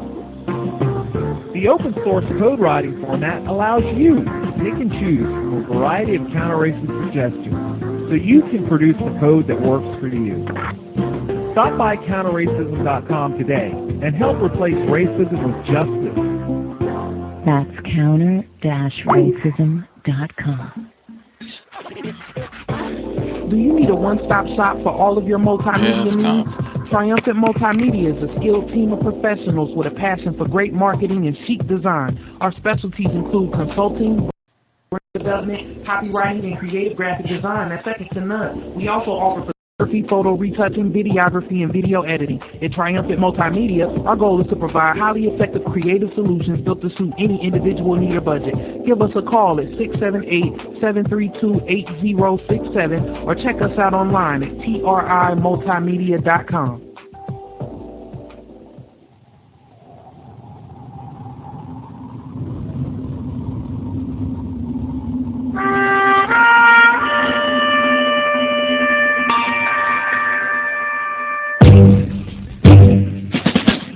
Hi everyone, welcome. This is Justice with the C.O.W.S radio program. If you want to learn about, understand, and counter racism, white supremacy, be sure not to miss a C.O.W.S episode. We keep them jams packed with constructive information to sharpen your use of words to help eliminate the system of racism, white supremacy, ASAP. Also, to be able to invest in my counter-racist efforts, co-hosting the C.O.W.S radio programs, please visit my blog, Just do justice today.blogspot.com. Unmuted. You're just saying just buckets and buckets of words. I got an uncle real crazy. My Uncle B, 55 years old, hates white people, married to a white lady. And he sitting around going, these crackers ain't shit, except for Susan. And he tried to explain the whole thing to me one day, say, yeah, I got a white wife, I love her, she loved me, that's all that matters. But I tell you this, if the revolution ever come, I'll kill her first, just to show these crackers I'm being finished. Motherfucking cracker ass, motherfucking cracker, shit cracker motherfucker. Hey, hi, honey. Motherfucking cracker, I'll kill my cracker kids too.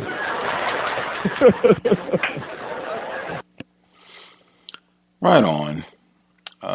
Again, for the folks, hopefully just be the folks listening live. Wish the connection had been better. The original plan, we were going to try to do the program on Skype. It's been my experience that Skype is a lot clearer, like way clearer than phone lines, but the Skype connection wasn't working. I could hear him, and he sounded way clearer. He sounded about 100% clearer than the phone line. We had him on Skype, but he couldn't. He wasn't hearing me for whatever reason. He was coming through crystal clear, but he couldn't pick me up he wasn't picking up my audio for whatever reason. So we went with the backup plan with his cell phone when it just wasn't as clear. Unfortunate. Even the program, the first program that we had today, where we had Miss Spears on, she was in the UK, and I was thinking, wow, that sounded clearer for her to be way over there, and sounded clearer than him, and he's right. I could walk to where he is, and yeah, it was more distorted. But again, hopefully the archive, I'll check out the recording once it's all done. Shame, because I was quite eager to hear more details from Mr. Goller-Sojouner to just ponder more on that, the whole transracial adoption thing. But yeah, I know it was a bit challenging for the folks who were listening in. At any rate, hopefully with the information that he did share, that be enough to chew on, at least for the time being. Hopefully we'll have some other folks who either non-white people who were adopted by white people, or white people who have adopted non-white children. I know the white female that did the interview with him, I played a little bit of the sound clip at the beginning of the program. Her name is Kristen Howerton. She has adopted, I think she said, like 2 non-white children. I had requested to see if we could get her on the program before, and I'm going to try again, because she did like an hour interview with Chad in 2012, and went over a lot of those issues. And I would say she would be, at least in my view, she would be a prime example of a white person who is not ignorant about racism, and that even made it more challenging for me, because she's asking all of these questions and responding as though she doesn't know, or she's not as well informed about racism and all of this jazz. And it's just like, man, get out of here. I mean, you have to check it out to really appreciate the scope of what I'm saying. And again, just the danger, in my view, the danger that white women represent. But it's Kristen Howerton, Howerton, and it's on YouTube. Riding in Cars with Black People, an interview with author Chad Goller-Sojourner. It's about 51 minutes long on YouTube. And the clip that I played at the beginning, where he was talking about the contradiction with being terrorized by white people, and then the people that you go to for security and comfort are also white people, and how difficult that was, and even how he was not able to dismiss all white people, because he did have those close contacts to whites, which I feel like we've heard regular, or at least I have heard regularly. That's pretty much what I expect to happen when you have a white sexual partner, white adoptive parents, on and on and on and on and on. That's pretty much what I expect to happen. That and you now have a very close representation of a white person, and that will come to have great symbolic significance for the duration and for subsequent white people in your life. Yeah. At any rate, if I guess I'd check to see if folks had commentary. If it's just that it wasn't clear and I couldn't hear, then that's not really additional commentary. If folks were actually able to discern what was said and they had comments, I guess we can take a little time for that. I guess I did say also during the first broadcast if folks had things that they wanted to say about Patsy Spears. She was the black female on earlier today who's in the UK. She migrated there from Trinidad, Tobago from, I guess, 1969. If folks had comments on that, I did say we'd make time for that. So if you have something you want to say on that, we will get to that also. The caller at 0748, did you have comments, something you wanted to get in? Well, I had something to say on the adoption issue because, like I said before, I'm a courier, and I take like files and papers and documents to different offices and whatever. And there's a day where they have like an adoption, like docket where they have the family and the children come in, I guess, to make the adoptions official. And I see a lot of white families holding, like, non-white children, and it's sad when you take a look at the children. It's like they don't even know what's going on. You can see like a sea of white people surrounding them, and it ranges from maybe like if they're like 3 years old or something like that, or they can be like a teenager. Like it was this one girl I remember seeing sitting down. So I was about to go inside of one office, and she was like crying in tears because I guess a couple of white people were hugging each other, and she was like looking up to them like they were just, her savior. And I know I use the term savior. That's like a religious term, but I think she was connected to that family by adoption. I wasn't sure, but they called her to take a picture, like this whole group big picture, and it was nothing but like white children and a whole white family. And I'm like, man, this girl has got to be damaged. So that's one of the things I wanted to really share is like they really have a strong grasp on the adoption thing. I totally agree.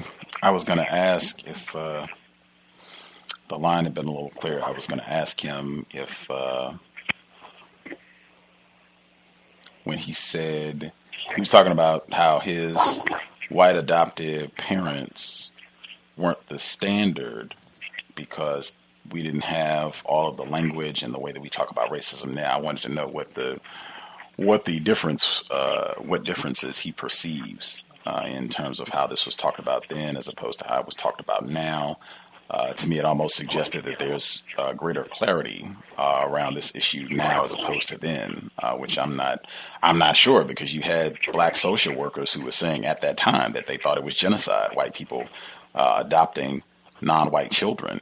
So it seemed like you had black people who had the accurate understanding of this back then and who were saying, in my view, the accurate thing, the correct thing, that this is something that should not be happening under the system of white supremacy. If anything, I would just say you have greater refinement now where white people will say, oh, well, we took such and such a class and we took this class and we did this and we understand racism. We have Tim Wise's book, so of course we're ready to adopt. I would say that's about it. The sophistication, I think, is much higher. But Yeah, I'm curious. I'd also one thing that stood out for me that whole the use of the word privilege. I asked Dr. Yaba Blay about this on Tuesday because he said it several times. He was saying that black athletes, like if you play some sort of sport, if you're good, then you get privilege from white people. You can hang out with them. You can get white girls, not be harassed, blah, blah, blah, blah, blah. He was saying he had a certain amount of privilege because he lived in the suburbs and he was with an adoptive white family of educators and all that. I don't think that that's accurate. I find it interesting that more and more people are talking about how different, not white people, but talking about all this quote unquote privilege that victims of racism have. Whether I think even the term that we got on Monday from Becky Pettit, admitted racist, that you have advantaged blacks. I think that was the term that she used. It wasn't privileged, but it was advantaged blacks. And I find that suspicious. I find it suspicious and I find it incorrect that so many black people, victims of racism, are attributed this quote unquote privilege, whatever that means. Whatever goodies you are allowed to have in this system can be revoked at any time by white people. I think it's just another means of, in my view, obscuring the unequal power dynamics that are in play, and the fact that whatever quote unquote privilege you got or any other black person got, what you're talking about is white people are allowing this black person access to certain things. They're allowing this black person to do certain things, or this non-white person to do things or not do things, not attributing consequences to them if they're doing something that would normally be considered incorrect and worthy of punishment. That they can allow this to happen under their system. I think it just obscures the fact that white people are dominating right now, dominating and terrorizing. And I think that whole use of the whole language of quote unquote privilege, it is highly inaccurate. I feel like white people encourage this because they know it just promotes further misunderstanding of what's happening, and that's exactly where it's going to end up heading, where we just end up talking about all this quote-unquote privilege that other non-white people, victims of racism, have. I could be in error, but I've seen this pattern over years. It just seems to be getting worse and worse and worse because I hear more people using the term. It's not even white privilege now, it's just privilege.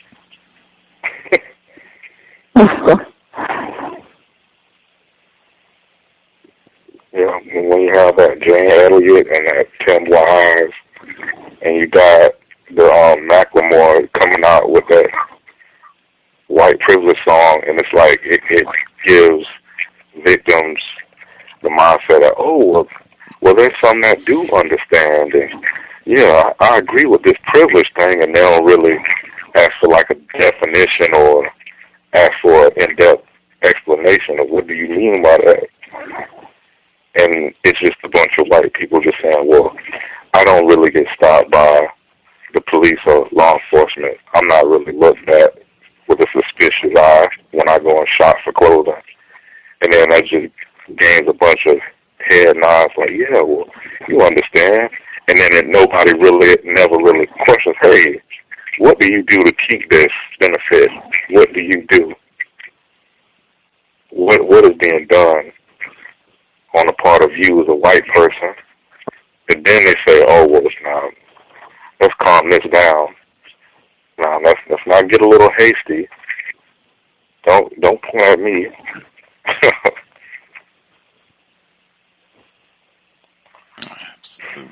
Absolutely.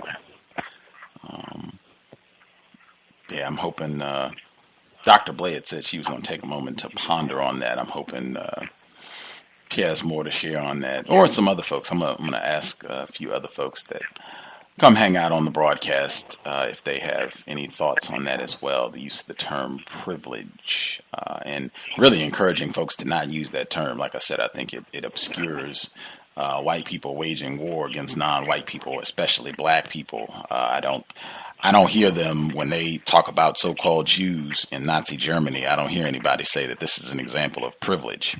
I don't hear anybody say that this is an example of whiteness either. They use the most intense, the strongest possible verbiage to convey atrocities against so-called Jews in Nazi Germany. I've never heard anybody say that is an example or an illustration of white privilege. Adolf Hitler was exercising white privilege. And I don't expect that to happen. That could be another question. Why don't people reference that as white privilege? The caller in Alabama, did you have something you wanted to share? Great point, too, what you said about Adolf Hitler. I might pose that question on my Facebook page. Like, it's a great question. I never thought about that.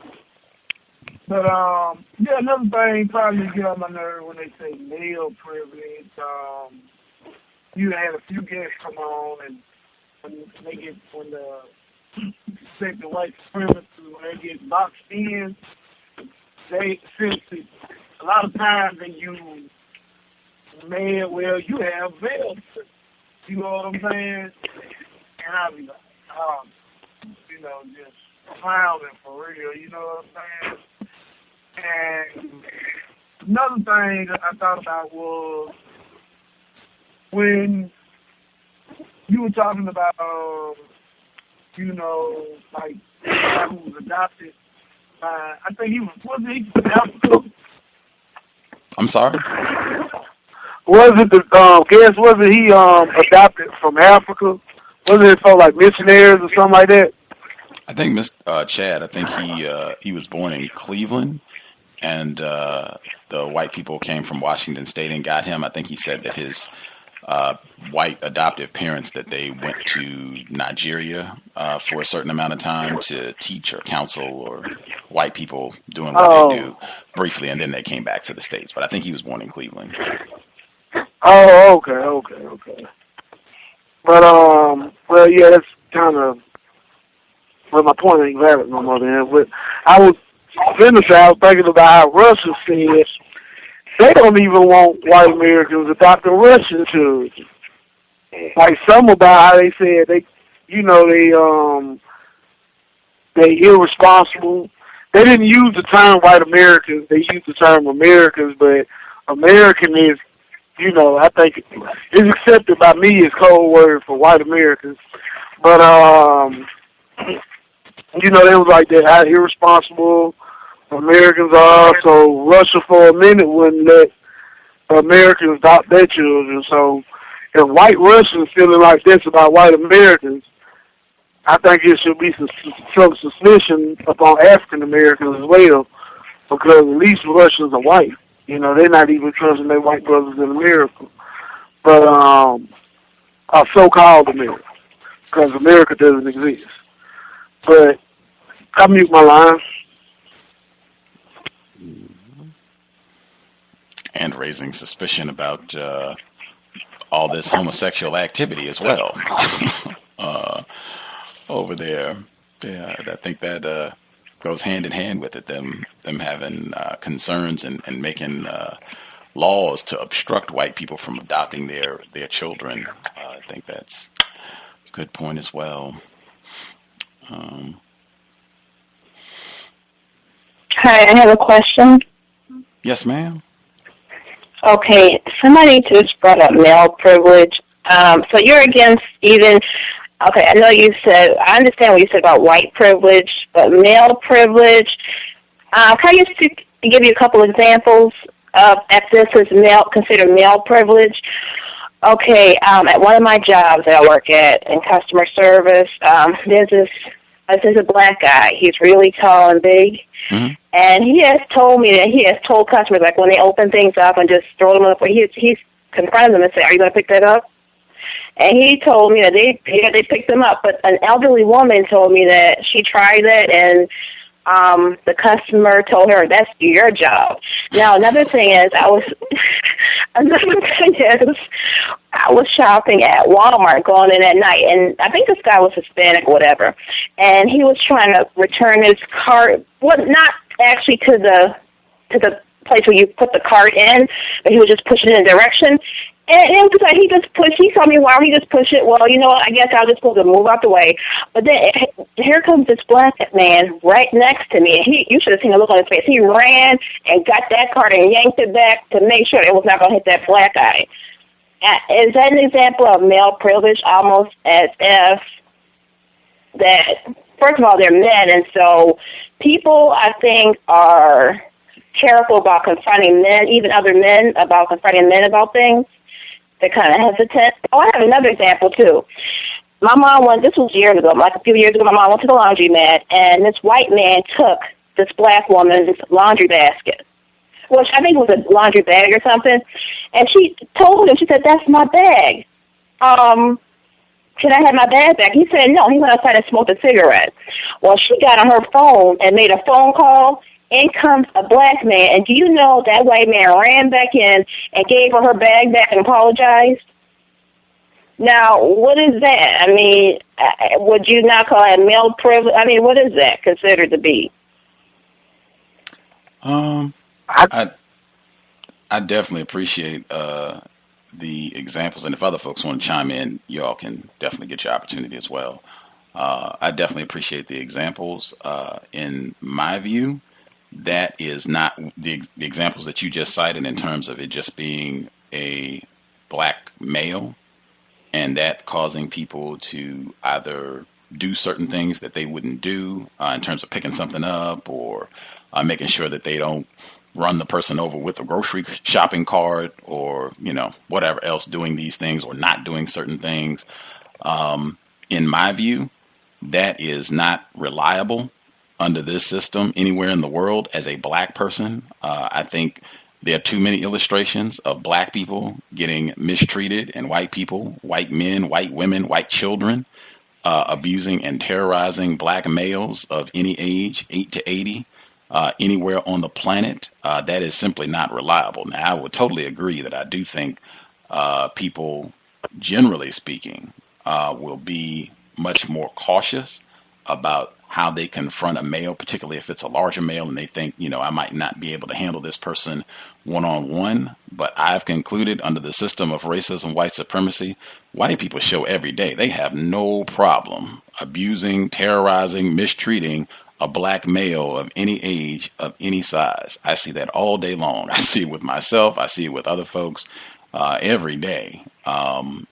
If I thought that was really the case, where you just, on the basis of you being a black male, if you're bigger or whatever the case may be, that, hey, you will not be mistreated or people will not abuse you or people might even listen to you if you give out orders or directives and things of that nature, and people will listen to you more readily, I would have a very different opinion. I might not even be complaining about racism, white supremacy, but I have just seen where that is not reliable at all. If anything, I've seen where that can warrant all kinds of extra abuse and mistreatment if people think, oh, I'm intimidated, or what they say, I am afraid because this is a big burly black male. We need to call out extra enforcements and make sure that this black male is under our foot. I could be in error. My observation could be off, but I've just concluded that is not reliable, that as a black male, you cannot expect that you will be treated correctly, because a lot of cases, what you just mentioned, it would just be either correct treatment or people not mistreating you on the basis of you being a black male. I have just not seen where that is reliable under the system of racism, white supremacy anywhere on the planet, but I could be in error. Did other folks want to chime in? Oh, can I just say something? Sure. Okay, with the part, that black male was very thin. I mean, he was like a little skinny little man, but he was tall. But still, okay. So if that happened consistently, what would you call that though? I mean, more of an intimidation. Oh, I'm sorry, Gus. I would say more of an intimidation factor, because the perception that they have of black males being aggressive, regardless of what size you are. As you see with children, even black children, when they come to do things to them, they approach black children in a much more aggressive manner than they do white children. So they have this idea that blacks would be more aggressive if they approach us. So that's all that was with these black males the description that you gave, or the examples, is that they fear the black man will do something to them, so therefore they're going to kind of straighten up. It has nothing to do with privilege. I don't see any privilege in any of those examples. Well, the funny thing is that sometimes you can take something that's to a disadvantage and use it to your advantage. It's not a privilege, though. Because me coming out with a weapon to intimidate you, who's a smaller person than I, that is not a privilege. I'm just intimidating you because I can get away with it, or I have a weapon to enforce what I want to do. But it's not a privilege. It's not something that I would get ordinarily if I didn't have these other extras on me. But those people didn't have a weapon, though. But black males in this society are viewed as a threat. White people used to say it all the time, oh, I feel threatened by him. I saw him reaching for something. I thought he had a gun on him. That's what they say all the time as their excuse in order to kill black people, because in their mind, the black man or the black people are a threat after what they have done to us for so many centuries that they expect retaliation. So whenever they do something, in their psychosis, they think we're always going to be a threat to them. So therefore, even if we're not, the mere image of seeing a black person there, a tall, skinny black man, is enough to send up their adrenaline, get it flowing, to let them correct whatever behavior they were doing incorrect. Okay, I'm not as smart as the people on the show, so I'll just say, but I'm saying, because I'm not as smart as the host or people who call in, but it's just, those examples seem to me as if, and those particular examples, yes, but overall, okay, well, for instance, I would think that someone is more, so then do white males have privilege over white females? Yes. Yes. Okay, because people are more intimidated, I think, by a white male physically than a white female. Well, they know they're in charge of the system. They're the ones who set up the system of white supremacy. Is more dominated and controlled by the white men with the white woman as their co-equal. But ultimately, it's run by white males. So this is Lashes. Can I come in real quick? Yeah, Lashes, go ahead.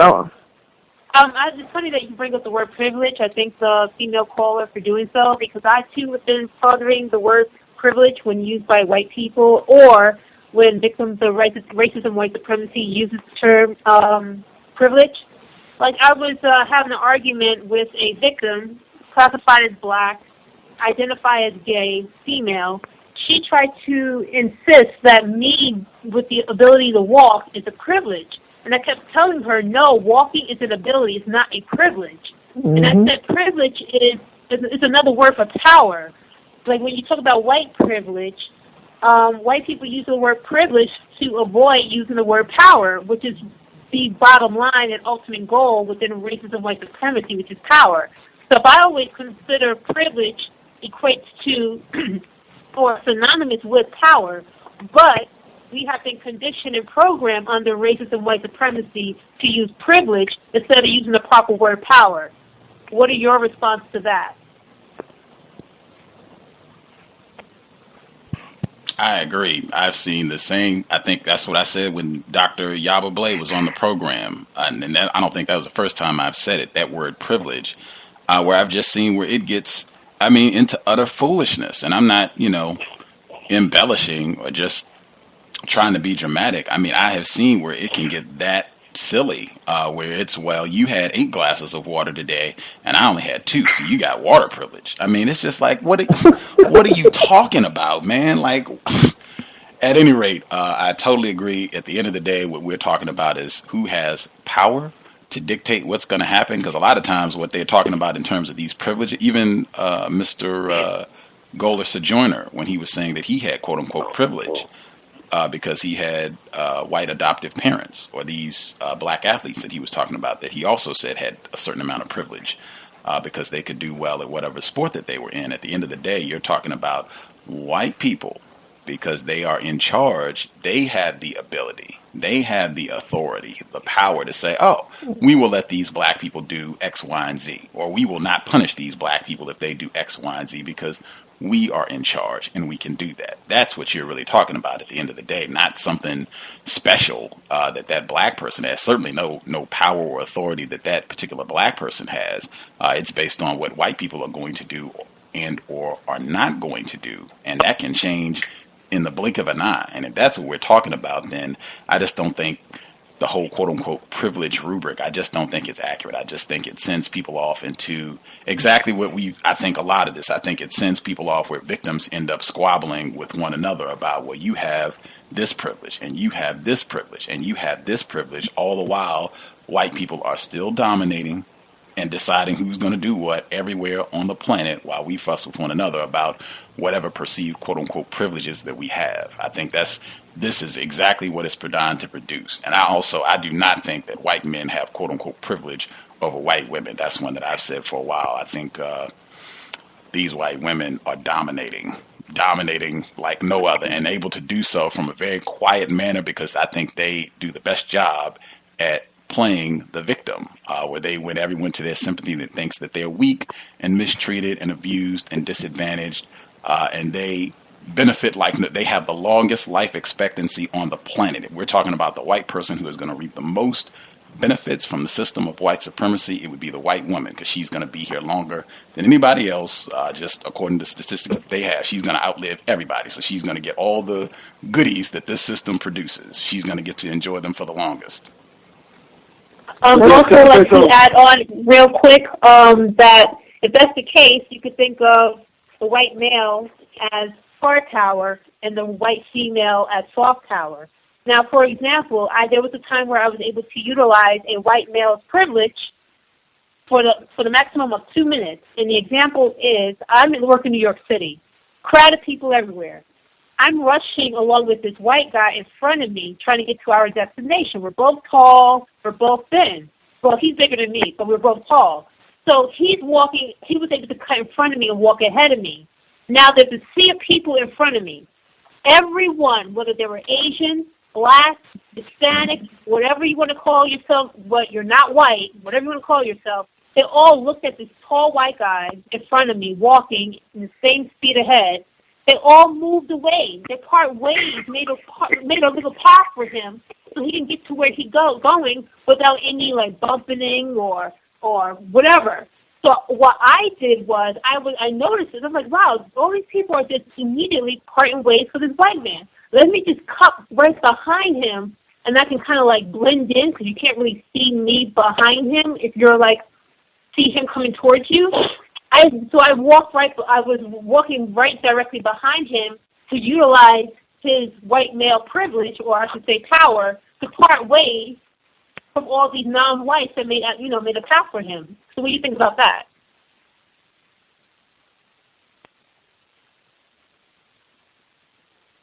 Hello? Yeah. I wouldn't say you had privilege. I would say that's No, just... I didn't say I had privilege. I said I utilized his power for 2 minutes max. Right. Then once they saw I was behind him, then everybody was like, "Oh, I can get in her way." It was like a subconscious thing it was just like a subconscious thing that victims do. I noticed. They all parted ways for this white man. It was amazing. It was like he was like a fictional Moses parting water kind of scenario. It was parting ways. I was like, wow. Let me just get up behind him real quick, and let me just get there to my destination just as fast as he is. And it worked. But once they saw me, the floodgates closed. What about you over there? Yeah, so that's my example. I'll mute my line. Could I be heard? Yes, sir. I just want to say something real quick, and then I'm going to mute my line again. I think a lot of times, a lot of people forget that, like, it's not an issue of do the white woman have as much power as her white counterpart, her white male, because they work together. That family unit is not tore up. When he came and colonized the country, colonized America, and got slaves and stuff like that, he wanted to make money. And the reason he wanted to make money and take natural resources is because he can provide for his children. Because he could provide for his wife. He wanted his wife to live nice. He wanted his children to live nice. So it don't matter who is doing dominating is all for the cause of the family structure. You see what I'm saying? So in that case, like, look, you just look at what white women be fighting about. That's what they fight about. What they was arguing about, they said they want the right to work. He was like, nah, I want you to sit up and, live and laugh and luxury, and I want to take care of you, and you don't have to lift a finger. I'm going to have these niggas do it, and I'm going to have these sticks do it, and I'm going to make them do it for a cheap price. So, but on the other part, non-white people, our struggles have been different. I don't think, and this is not slander at all. You know what I'm saying? Because we all in the same boat together. But now I could be wrong because I'm ignorant about some things as well. But I don't think non-white females' issue was the right to work. Because when you got off that boat, they made sure you worked. That wasn't the problem. You see what I'm saying? So when white women, they have just as much power, and I'm going to tell you this, and I could be wrong, but they confuse us so much. I watch them do it over and over and over and over and over and over again on this show. They come on this show, white women come on this show, and they will throw the gender issue. And I guarantee you, there's a lot of smart, intelligent sisters on this show, and I know they don't fall for the bait on it because I'm listening tonight. But when the white women come and throw that gender issue in there, I never, not one time in the history of the cows, ever heard a non-white female come and check them at the door. Not one time. And I don't think it should be like that. Because when they throw that out there, I said this before on the program when the white woman did that. When they throw that out there, it's not to cause confusion amongst males. It's to cause confusion amongst females. Now, if it's a white male come up on the show, he say, well, black females got this privilege.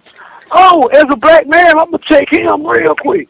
I'm going to be like, no, partner, I'm going to say whatever I'm going to say, but I'm going to check him on it. A female wouldn't even have to say nothing to him about it. I'm going to do it. You see what I'm saying? Because he's trying to cause... I'll mute my line. I'm sorry about that. I'm long with Can I say something? Yeah, yes, go ahead. We're listening. Oh, okay. I'm a black woman. Personally, I'm not going to say anything.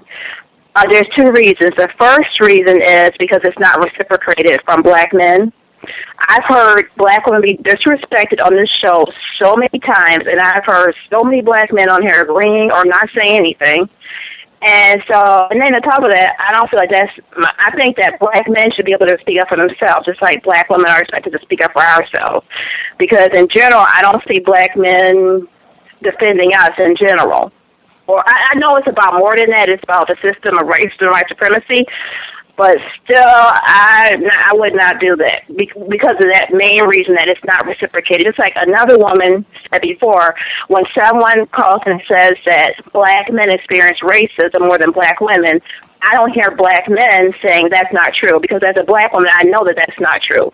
I experience just as much racism, and I'm not going to say more because I know you don't want to talk about male privilege, but because or you can call it intimidation. There are things that people will do to a black woman that they will not do to a black man just because they're men and because of their physical strength. But I've heard people on this show claim that black women, gay men experience less racism than black men, and black men I haven't heard them say anything to dispute that. So I don't believe as a black woman that I should be expected to dispute when a white woman says that black men have male privilege. I mean, that's just my opinion. Okay. If I can speak, as a female, as a black female, what I'm seeing this is going to denigrate into is a male-female bashing contest. And to me, it defeats the purpose. That's why I don't ever associate myself with being a feminist, a womanist, or whatever titles that are out here to divide the genders into getting into different camps. Because I look at it like this. When my mother was pregnant with me, All she knew that she was pregnant with a black child. She didn't know if it was going to be a male or a female. She just knew it was going to be black because her husband was a black man. So I don't have no time to be getting into it because I got into a discussion on another radio program with someone with these same things that we always like to get into this issue with women's rights and whatever when we've all been enslaved. We've all been oppressed. The same people who are talking about come and join the women's club, you get in there, it's still headlined and run by white women. Black women are only needed for numbers. And the same thing with us, with what's happening here now, where we're saying that, yes, black men have not come to the defense of black women, but sometimes we don't come to the defense of black men. I can say that I have a black spouse. I have 2 black sons that I raised. So let's not just poke at each other and get off the topic when the subject is white people. They're the problem. We can do better. So I'll tag on and say the following. If that's the case, we need to develop a proper protocol under the system of racism, white supremacy to counter it anyway, a protocol to counter a scenario where a white female says XYZ about a black male in the presence of black female, and or when a white male says something about the black, let's say the black female in the presence of a black male. There should be counter-racist protocol for both so-called black male, black female to do when the counter opposition, racist man, racist woman, try to pull a ploy like that. Let's discuss that. We need a proper counter-racist protocol in a situation like that. That's the problem. Not the fact that you're a black male or black female. We have no protocol on how to deal with that, period. Well, I put them in check. I don't have a problem with that. If I see a white woman or a white man say something against someone black, I do it because I was in the store the other day. I'm not going to call the store, and I saw this black pregnant female was behind the counter. She was trying to help this older white woman, and she was just going off on the woman. I could see the frustration. I stepped in and I said, look, that's not no way to talk to her. I said, you need to have some manners. I said, if you expect to get service here, you don't need to talk to her like that. I said, matter of fact, where is your manager? I said, you need to call the store manager because she needs to go to the back of the line and wait. And she turned around and looked at me as if I was crazy, and I stared her in the face, and afterwards she calmed down. Because I guess the woman, I didn't want the girl to lose her job behind the counter, but she was going off on the woman as if though she was her, as if though she was nobody. Is this a white female? Was a white female. It was a black pregnant female who was the customer service rep behind the counter, and it had something to do with one of those instant credit cards you applied for, and she was just going off on the woman about the card. I guess she got the temporary number. She came into the store. She didn't have the proper identification to use the number, and she was going off on the woman to say as to why it is that she can't get her discount and she can't use this number. And she was talking to her real nasty. The woman looked like she was almost in tears. She was a pregnant black young woman. And she looked like she was almost in tears. And I didn't want the girl to lose her job because I know she probably was at her breaking point. So I had to step into the matter and say, hey, look, you're going to need to cut this out. Okay, that's a great example. But like I said, there's no counter-racist protocol for any scenario when the black male should behave this way in a codified way when a white male or a white female try to say the black woman this or the black male that. We have no protocol in doing that. None. So once we develop a proper protocol, a counter-racist protocol, then we won't even be discussing this right about now. You're right. I agree with you, and I did not mean to say anything divisive. Like as a man, I can't defend myself because on a few occasions I check the white women when they say stuff like that. So that wasn't the point. But yeah, I agree with you, and if I ever heard a white man, as far as my knowledge, I never heard a white man come out and try to say anything like negative about like saying black women got it better on this program, because if they do, believe me, I will be one of the first to check them on it. You see what I'm saying? I I don't agree with it. But the lady did have a point, though, about one thing, and I have to admit that when they say sometimes that black men have it worse, a lot of times we don't say nothing. And then, but I'm all about honesty and improvement. That's something that that probably, so next time they come on the show and say it, I will have already prepared a response of, no, we do not have it better. We go through racism differently. They have different things they want to do with us. You see what I'm saying? Black men, our part is in prison. They want to lock us up. And now you see larger numbers of females being locked up. You know what I'm saying? It's getting worse even for the females going to prison.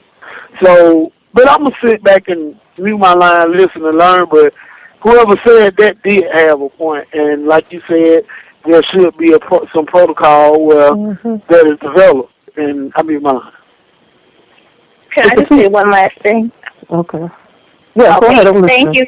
I forgot the man's name I think he's from down south who just called in, Georgia. Thank you for saying that. And then I just I forgot what I was going to say. I have another thing. This may be a little off topic, but it's just that I was listening to the archive show and there were black men voicing, like, their dissatisfaction with black women and how black women are, I guess, being as feminine as what they would like. I think this might be one of the causes that black women, I don't know, I'm just saying, as a black woman, you're expected to almost stand up and speak up when somebody is talking about a black man. Is that maybe what's causing that, to also black men to view you as less feminine at the same time, even though they want you to speak up, but then they want you to be like a white woman who they claim doesn't speak up, or an Asian woman or a Latin woman I don't know. It's just, that's what's confusing to me. That they want you to be like this strong, independent, you want vocal black woman when it's beneficial, but then you need to shut up and be in the background when it's not. I don't know. Well, I would not say that, once again, speaking as an older female who my father raised his daughters to be very vocal in what we have to say. But it's just sometimes we have to know when to, like my father always said, sometimes you have to give up your rights for somebody else's wrong. And sometimes it's not always winning an argument, but just knowing when to step back.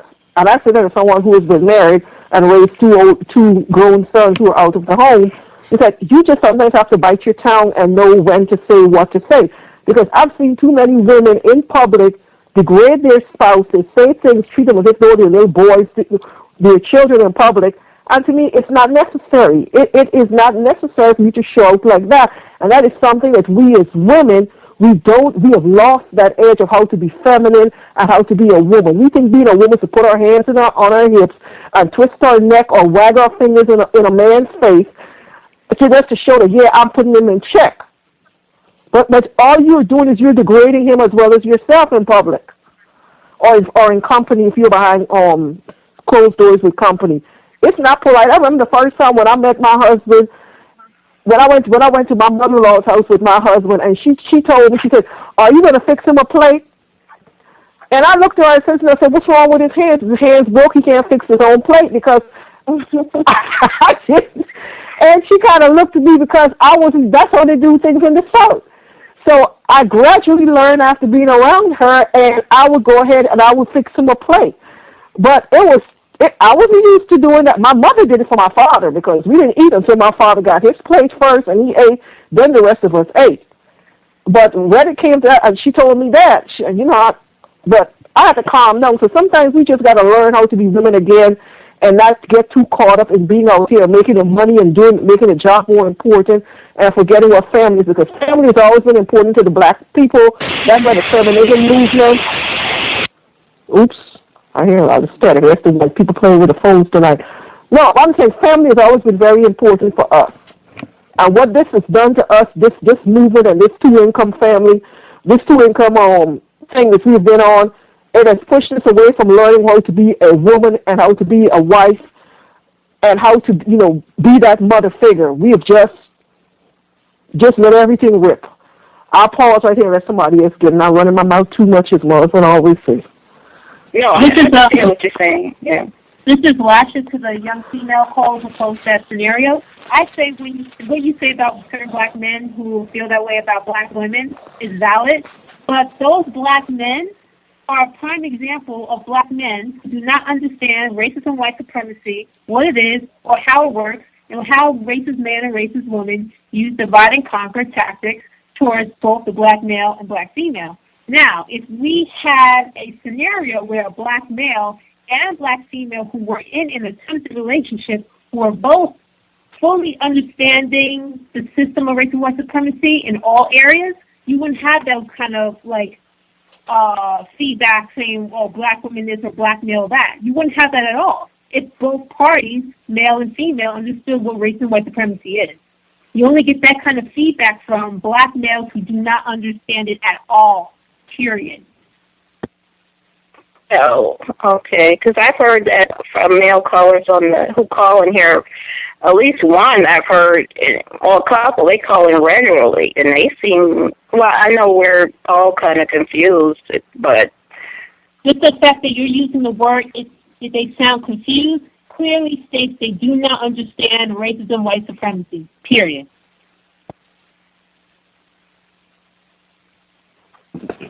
We're all confused. You're not going to know everything in this life. You're supposed to constantly be in a learning mode. And if you're not, then something is wrong with you, because to act as though we know it all or we have all the answers, then we would not be in the position that we are in right now, trying to find a way to correct this system of imbalance that we are in. So we're all learning, and there is no right and wrong way. We're just going to have to muddle through this to get the right answer.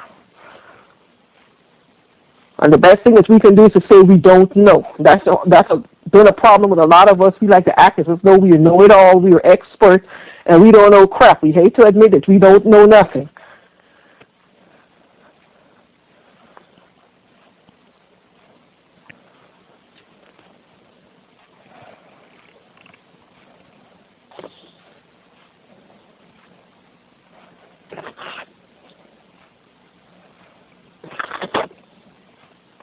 Can I be heard? Yes, sir. Yes.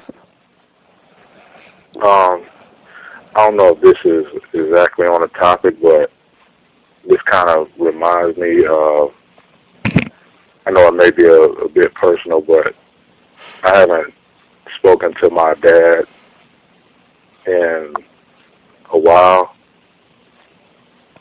And I know you guys were mentioning, black male and female interactions and whatnot. And for a long time, it's been like I would speak with him on and off, but I haven't spoken with him in a long time. And I know I think what's called on here would be in a confused state, because he has had multiple sexual contact with white women, and that's all I've known him to do. And he's always saying something about God and reading the Bible. So I don't really want to be aggressive towards him, because I'm still upset about him not helping raise me and my brother. But it's I have an understanding now about white supremacy and how that played into that.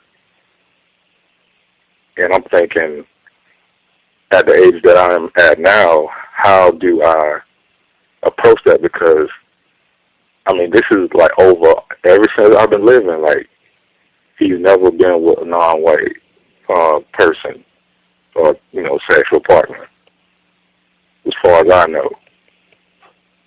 Is he with one now? Is he currently in a relationship with a white person? Well, recently, I think he had it out with this white woman, and then another thing, the white woman he was with weren't even really attractive ones. Really, they were just trashy looking ones, right?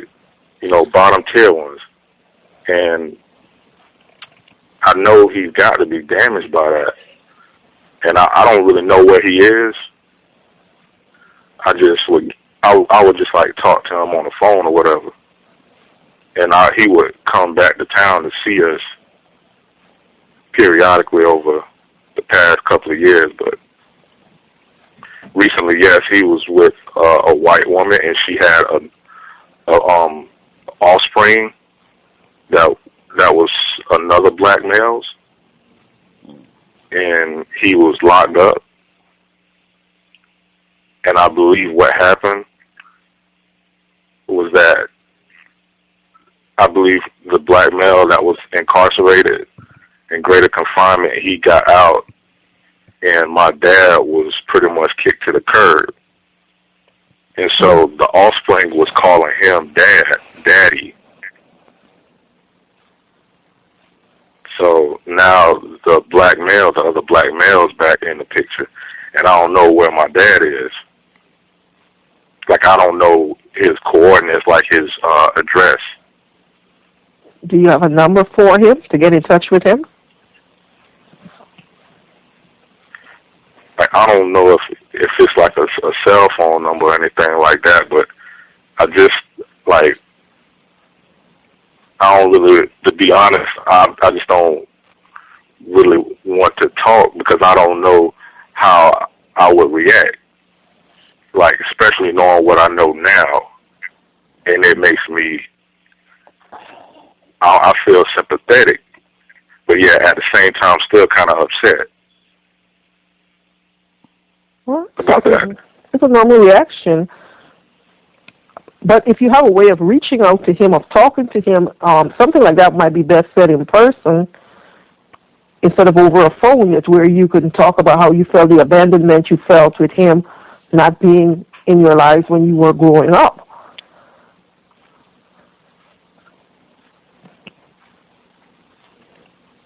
And then there was, when I was younger, there was times where we would actually spend time where he was living with one of the white females, and we weren't necessarily mistreated, but I could tell that something was off about it. And it wasn't for an extended period of time, just, maybe 2 or 3 times we would spend the night. It was like a trailer park area, and I guess he was in a relationship with the woman, but I was in a mode of, just if I could see my father, it didn't really matter, but I didn't understand anything about, white supremacy or nothing like that. So, just a long course of time of him being in this kind of contact with white women. So now that I'm thinking that, how would I, if I could get any advice, how would I, approach that kind of a conversation, because I have not spoken with him. I would say, for me as a woman, I would ask him, but Gus would know he's a man too, to one man to another. But as a female, I would ask him, well, Dad, what is it that you find so attractive about white women? Is your mother a black female? Yes, ma'am. So you and your brother, y'all from a black woman. Okay, so if he started off making children attracted to black women and he had these 2 children with a black woman, then all of a sudden he fell into this downward spiral where he's been with these trashy white females. I would ask him, I said, Dad, what is it that you find so attractive about white women versus my mother? Why it is that you left? What was the relationship between you and her, and why it is that you find white women so much more attractive than a black female? I would ask him, just to see his reaction. I would ask him that question in person, just to read his body language, facial expressions, to see what he has to say. Because it got to be something that triggered him, that all of a sudden he started off normal in this relationship, and all of a sudden he went around this bend and he was only attracted to white women and not the very best quality white women.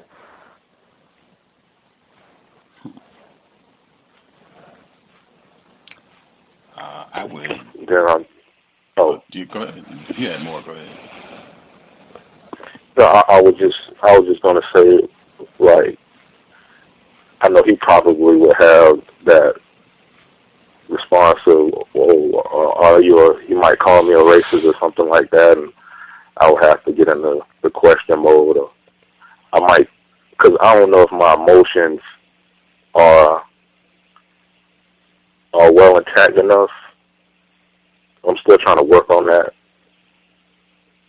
Practice it at home first. Practice saying it out. Practice like a play, doing it out with yourself at home, talking out the lines for both of you, so that you can get it together, all the things that you thought he was going to say, what your reaction was going to be, and get it together so that when you finally confront him, no matter what he throw at you, you're not going to get into a shouting match or get off topic, and the conversation is not going to degrade into something what it should not be.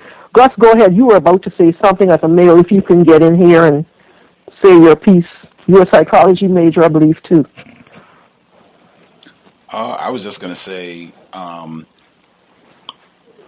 if I heard things correctly, it seemed like there were multiple issues on the table in terms of his conduct about the white Jesus Christianity piece, his conduct with the white women, his absence as a father and justified frustrations that you have about that, and his lack of involvement with you and your brother. It seemed like there were multiple issues, potential issues, I guess. I would try to be clear if you are going to have dialogue with him, either on the phone or in person. I would try to be clear about what exactly the goal is. Like, what is this conversation supposed to produce? Like, where is this going? Because it's like, I mean, each of those is kind of a big issue. Like the Christian, like, wow, that's a big thing. The white Jesus thing, that's a big thing that I've seen where that has produced brawls, like on a massive scale, family scale and larger. The white woman thing, obviously huge. That has same thing, brawls all over the place. Even reminded me of Renethia Tate, where she has the segment where she talks about it. It reminded me so much of the chapter where she talks about how her brother got involved with some white woman, and she was messing around and cheating on him with another black male, and it ended up resulting in her brother killing another black male. It sounded exactly like that scenario where she's got pregnant by some other dude and all this. And I mean, that sort of thing leads to conflict all the time, where you have black males arguing and brawling with each other over some white chick, bottom tier white chick, as you say. And then the other one, and it might be more, but at least the other one that I recall about, his lack of involvement, absence with you and your brother. So I would try to be clear about, that's a lot. I don't even know if you could, that would be like many conversations just for one of those, maybe. If you're going to try to deal, I would try to figure out which one is most important to you, and, maybe try and start there. And also kind of make it, like you were saying, you tend to get emotional, like making sure you're in a space where you can be patient. Because, I think a lot of times, exactly what Yaba Blay was saying, I think a lot of times we respond from frustration with each other. Really, I think in all of these, whether we're frustrated because, other victims are blaming us, or we feel like other victims are not doing the correct thing, not responding correctly, not sticking up for black females, not sticking up for black, whatever we're doing in our confused state, that we don't respond with that empathy, or we don't have patience to, recognize, okay, this is a victim. I'm going to try to slow down so that I don't, go at this person really aggressively, to try to make sure you're in a good spot where you can do that. But I would kind of try to be clear about what it is that you want to try to accomplish in this conversation. If you, are going to reach out to him, what it is that you want to accomplish, and maybe kind of prioritize, because it does seem like there are quite a few major issues on the table. thanks to everyone who made suggestions. I'll take that into consideration because I really hadn't thought of what I would say, really. I've just been in a loss of words of how would that turn out. So that seems like some very good constructive tactics. If I tossed one more thing in and then I'll hush. Sometimes I'm a big fan of just keeping things simple and small, particularly if it's been a lot of strain around the relationship or it's been some distance in communication for a while. At starting small, it's already tough. I feel like there's a lot of inertia. When I say inertia, I mean like if you haven't been doing something, that's the general tendency to just continue to not doing that, whatever it is. If you haven't been exercising, that inertia will keep you continuing to not exercise. If you haven't been in conversation with this person, the inertia will, let's continue to not speak. It can be difficult to restart that communication, particularly if, there are lots of issues here and emotions here, which there should be. Maybe just starting there around, I'm not sure what to say. I mean, this is like you could be telling this to your dad. I'm not even really quite sure what to say. I'm hurt, and we haven't talked for a while, and I feel like there needs to be some repair to the relationship, and just there. Like I'm also a big fan of people that you care about, people that mean a lot to you. You don't necessarily have to verbally communicate all the time with these folks, particularly if you hadn't had a lot of contact. Sometimes just being in that person's presence, and you can start very slow. You all can just be there, sit quietly, you're in each other's company, and just take it slow from there, where you don't have to say a whole lot. It can just start from there. I'm hurt, and I feel like, there's been some damage to our relationship, and that is a concern to me. I would like to invest the time to try to repair that as best we can, see if he's willing to do that, and just take baby steps with it. That's part of relationship, take baby steps with it, see if you can go about reestablishing. And then down the road, after you all have done that and gotten better about reestablishing that communication, then maybe you can get to, because that's some weighty stuff. The white women thing, that's the sort of thing that has ruined quite a few relationships. Intimate relationship, like mother, son, mother, daughter, father, daughter, the whole nine. The white Jesus, same thing. Those are weighty things that can totally squash a relationship before it even gets started. So I would maybe try and just start small with the basics that I'm hurt, we haven't talked for a while, and I would like to repair that if possible.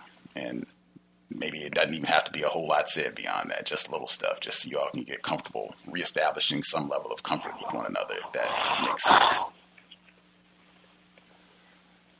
All right, thank you, sir.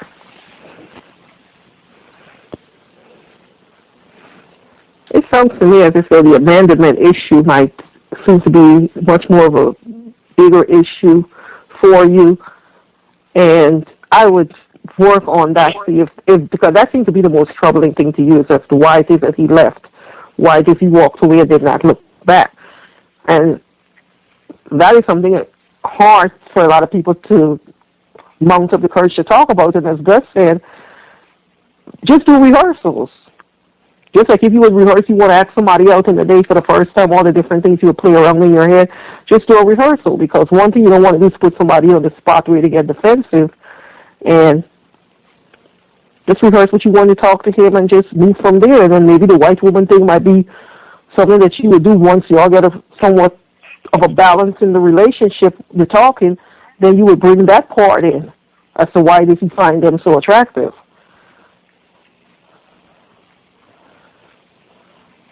Yeah, because I don't even know which one I would start out with first. Maybe the Christianity, I guess. Or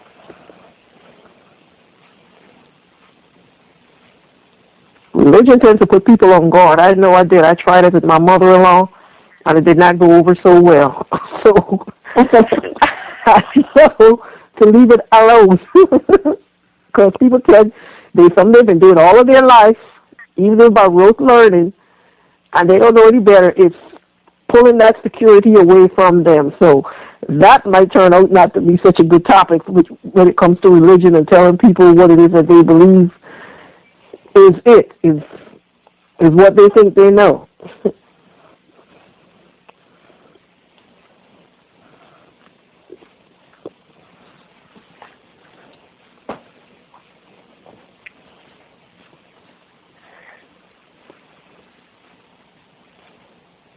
Worth the effort. I would recommend that. I know a lot of people, based on what I've heard on the program, I think one of the callers, he talks about how we end up being isolated a lot, either isolated with all the conflict all the way around, black male, black female conflict, black female conflict, as Pam often points out, black male conflict, just all the way around conflict where we just end up being isolated. And he encourages that having constructive contact with other non-white people can be very replenishing, which I would agree with. So I would say it's definitely worth the effort. That's one thing I can say the years doing this program, the people that you have in your life that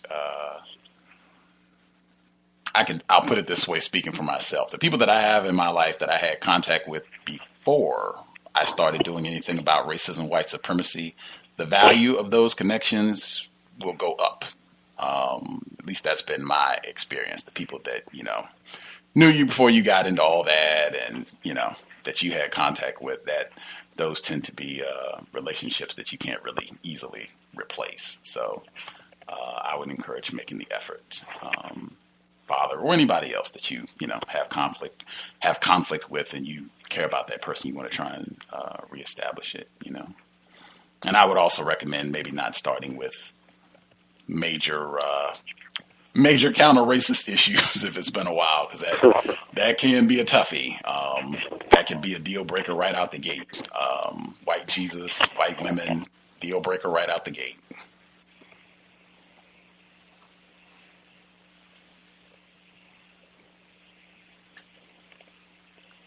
The last that I've had of contact with that part of the family was about a year or two ago. I went to a family reunion, and what do you know? Hey, white people,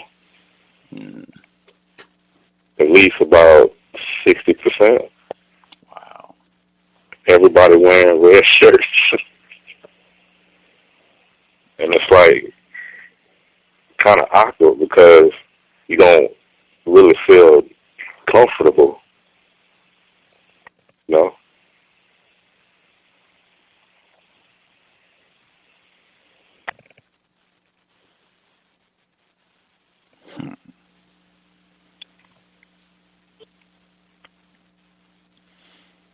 Yeah, that is a toughie. For the folks who have asked why I don't talk about the sex thing on the Saturday program, I said in the workplace, if it's in the context of something happening on the job, that's fine. And people have brought that up. It came up this past weekend. I've said that's fine. But I mean, just in general conversation, this is why, because I feel like it comes up all the time. It's a matter of time. I think this is at least the second or third time this came up this week on the program.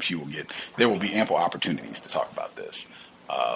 That is a major one. I know I looked at people that I went to high school with, and I was stunned the number of folks who are married to white people, because I don't remember people, maybe I just was not paying attention, but I don't remember people doing a whole lot of dating and hooking up with white people while we were in high school. So I'm clueless as to where this took place. Like, I don't know what happened since graduation, but I was like, wow, I don't know when they're doing the reunions and all, but I could not do any of those if it's going to be all of this.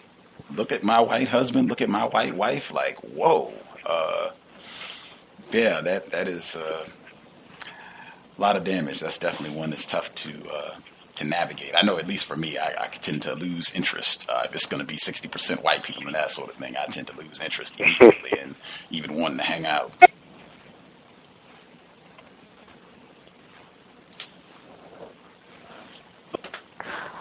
But back to the adoption, Gus, if I can redirect this to the young man that was on, and his being adoption and the family that he was into. And as you said, you can see the damage by him being raised with his family, and he wanted to defend it because he said it's natural to be expected, which is why I'm seeing with this ramped up fostering and adoption of black children that's going on around the country. This is going to be the type of results that you're going to get as this young man with Chad, where he don't see anything wrong with these white people, and they're going to be the biggest defender. And we're going to have to get our family situation under some sort of control the best that we can in this system of white supremacy to make sure that our children do not end up into the hands of white people. Because there was once a time and a place where we did informal adopting and raising other people's children who are not related to us. We need to get back into that same mode because white people are using our children as their meal ticket. This is their way of putting on another extension on the house, getting that SUV, doing whatever they need to do because this check that's coming into them, especially if they can categorize these children as being disabled or special needs or whatever the case may be and get a few extra $1,000 in that check, this is what you're going to see because as he said, his family, they had 5 children, 5 non-white children they were raising. They didn't want to have none of their own, but they wanted to take 5 non-white children from around the globe and destroy them mentally. And he went to Africa. I just thought that was amazing. In my view, that would be another example of white people not being ignorant. When I phrased it to him, I said that his white adoptive parents had studied black people, and he said that wasn't true. And then he explained that they had went to Africa to teach or counsel, whichever he phrased it, Nigeria specifically for, I think, a few years, and they came back here. And he said that he knew so much about black history. These do not sound like white people that are ignorant about racism. The photograph that they had up for one of his interviews, they were in dashikis and had all the children. And I mean, it's just like, come on, man, come on. These folks are not ignorant about racism. These sound like, scientific white people. He said they were educators. They're teachers, professors. These sound like folks who did lots of research about all this, who seem very knowledgeable. In my opinion, I just don't think that is happenstance. It sounds like they were ahead of the curve. They were 20, 30 years in advance of the blind side, and it's really picking up momentum and being the new cool thing for white people to go out and abduct all of these non-white children. That's to be expected. I even remember, I think Miss Klunder, when she was the non-white female that was on from South Korea, when she was talking, and she seemed also to still have some attachments to her adoptive parents, even though she had repatriated. She went back to South Korea. She was studying Korean and everything, but even she seemed protective of them and saying, well, that they did the best that they could and they didn't know and blah, blah, blah. And I mean, I'm not, hey, she's a victim, whatever. I'm just saying that I think that those of us who do not have white adoptive parents, I think we should be much clearer about the strategic aims of this and the damage that it does, not just to those individual non-white people, but to non-white people collectively, because other non-white people who are confused about racism, they see this, and this is an even more intense version of the, I have a black friend. Not all white people are racist. Look at those white people who adopt non-white children. Look at that. Look at his parents. Look at what they did. Or look at what Mitt Romney and company. Look at what they did. This just becomes further confusion. Exactly. It just becomes further confusion for other non-white people who don't even have adoptive white parents and just not getting a clear understanding of the many, many ways that racism, white supremacy manifests, where people have such it's really a cartoonish way of thinking about racism that only comes in KKK or Adolf Hitler. They don't think it could be, Jane and Bobby down at the adoption agency, that's racism, white supremacy too. That's true. No, please go ahead, young man. I'm mute myself.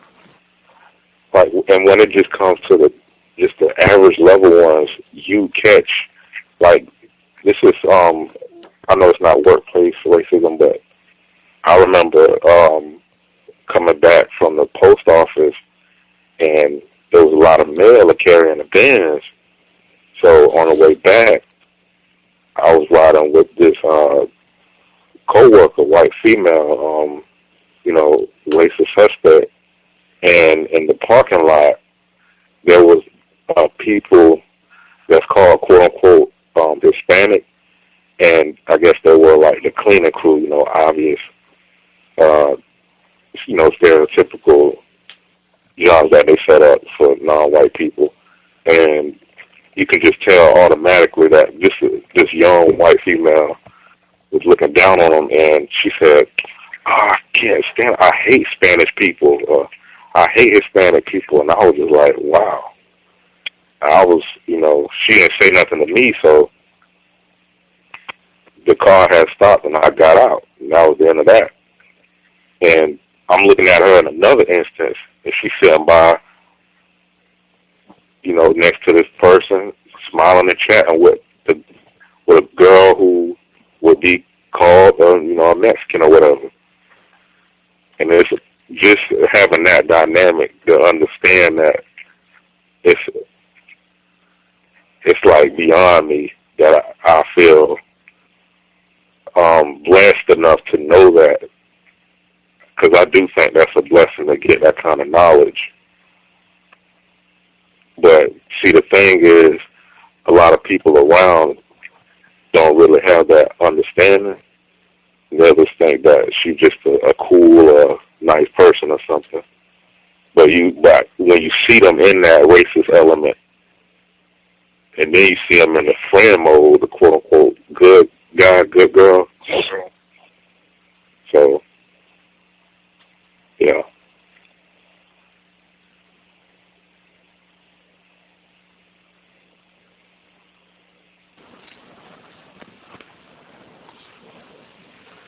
Hey, Gus. Yes, ma'am. Can you reach out to Dr. Umar? I heard him on a show today. He was on this other radio show, and he was talking about the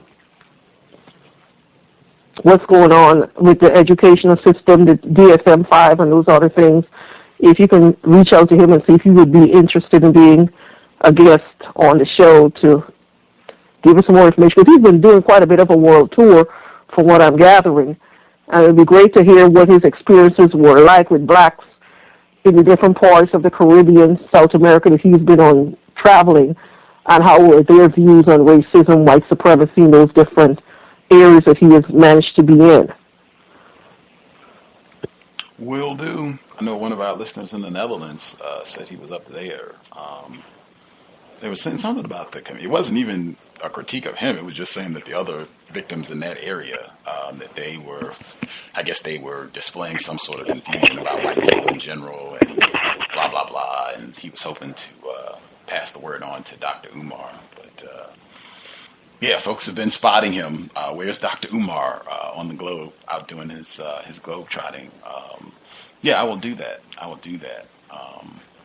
The school piece, especially with everything, to see it would be good to get his thought if he's been paying attention to all the stuff that's been going down at the schools that's been reported publicly, to get his thoughts on that as well. If he had any tips he would share with parents in terms of what they should do if their children are in the public school system, or if they're looking at alternatives and what have you. I think that would be good too.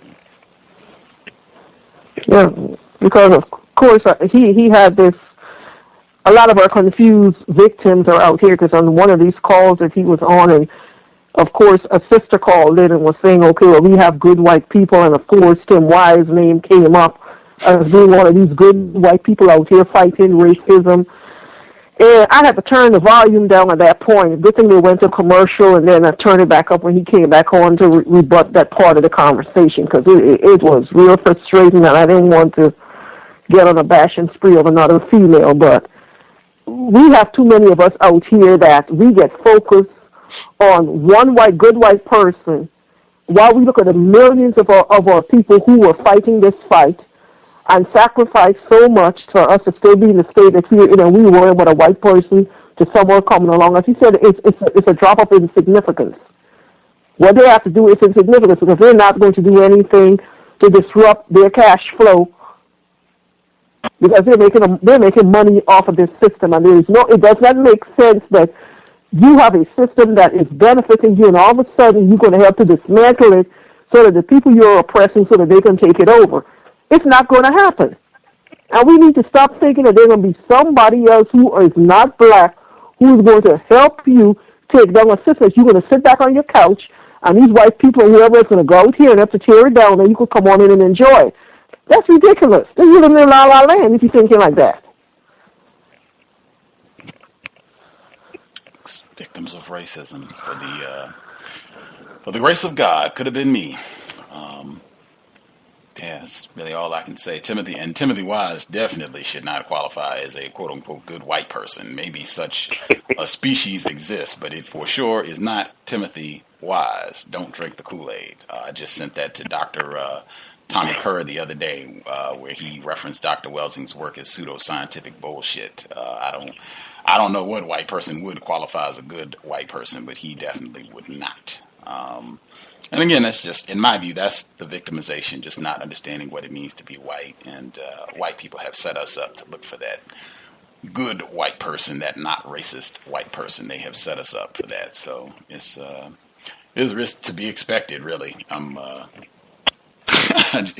That's all I can say, is to be expected, and that's why I love having white people on the program. I think figuring out ways to deprogram that aspect of our victimization with regards to our what I view is incorrect thinking about just not understanding the different manifestations of how white people practice racism, white supremacy, and what it means to be white. And I think just continuing to study white people will reveal that. Or that is my belief. Continuing to study white people will reveal that, and I don't think everybody needs to get it, but I think if enough folks get it, that will do the job. But yeah, Timothy Wise, hopefully he'll be out of business one day soon. We should be back for the study session tomorrow on Long Walk to Freedom, almost done. I think we should have 2 of these left. They did just have on Democracy Now! On, I think it was Tuesday, the white man who has a Freedom of Information suit against the FBI, CIA, I think NSA, and some other white security agencies to get the information about U.S. involvement in the arrest of Madiba and how they were working in conjunction with whites in South Africa for the maintenance of what they call apartheid white supremacy. It was a lengthy segment. What I found interesting is that it went from, they spent a lot more time on that no good Negro Obama as opposed to racism, white supremacy is a global coordinated network, and that white people work all over the world with one another to make sure that they continue stomping on black people. Like, that really, in my view, was not the focus of the conversation. The focus was, man, that no good Obama. Man, he is participating in all this. And it was fascinating. Some people might just call that misleading advertising, because they could have just put that in the description that this is going to be President Obama and the Obama administration and their NSA global snooping. They could have just put it under that rubric and tied it in with Edward Snowden and the white person that they now reference as Chelsea Manning. They could have just put that up, but they went the Madiba route. But it was interesting nonetheless. You can check that out. We'll be back at the same broadcast time, 8 p.m. Eastern, 5 p.m. Pacific. And then the compensatory call-in on Saturday, 9 p.m. Eastern, 6 p.m. Pacific. We should have some folks. I said the Netherlands. We should have a guest on from the Netherlands on Tuesday of next week. They have been saying the same thing there. We're tired of these immigrants. We need to get them out of here. They have, I think, a lot of folks there from the continent somehow, and white people are upset about that. They want them out. We should have a non-white female from the continent on. She resides in the Netherlands, though. She's been working against their racist efforts in the Netherlands. Now, we have listeners, long-time listeners, who are black people in the Netherlands who have been tuning in. They email all the time, make suggestions. So hopefully they'll be able to listen to that one live. Everybody good? Anybody have anything they want to get in before we close out? One last thing about Tim Wise. Isn't he usually on, I think, the CNN programs, and he's usually talking to, like, other victims? like other black people, he's not really in a conversation with other white people, anything like that. The times I've seen him, he was. There were other black people on the panel. I don't recall seeing him on CNN where it was just white people. The times I saw him, it was a lot of other. It wasn't just one or two. It was quite a few other black people, non-white people, mostly black people that he was on in conversation with. The times I've seen him, and maybe I missed him. Maybe I didn't see everyone. I'm sure I haven't. But the times that I've seen him on over the last year or so on CNN specifically, yeah, he's been talking to other black people.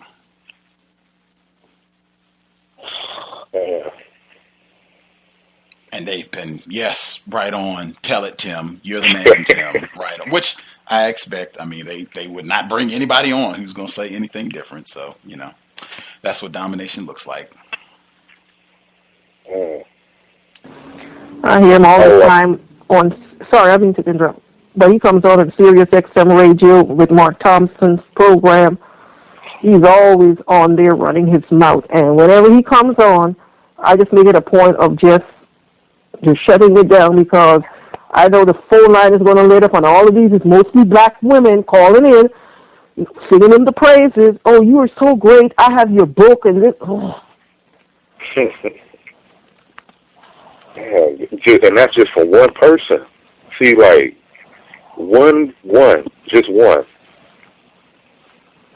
just one guy.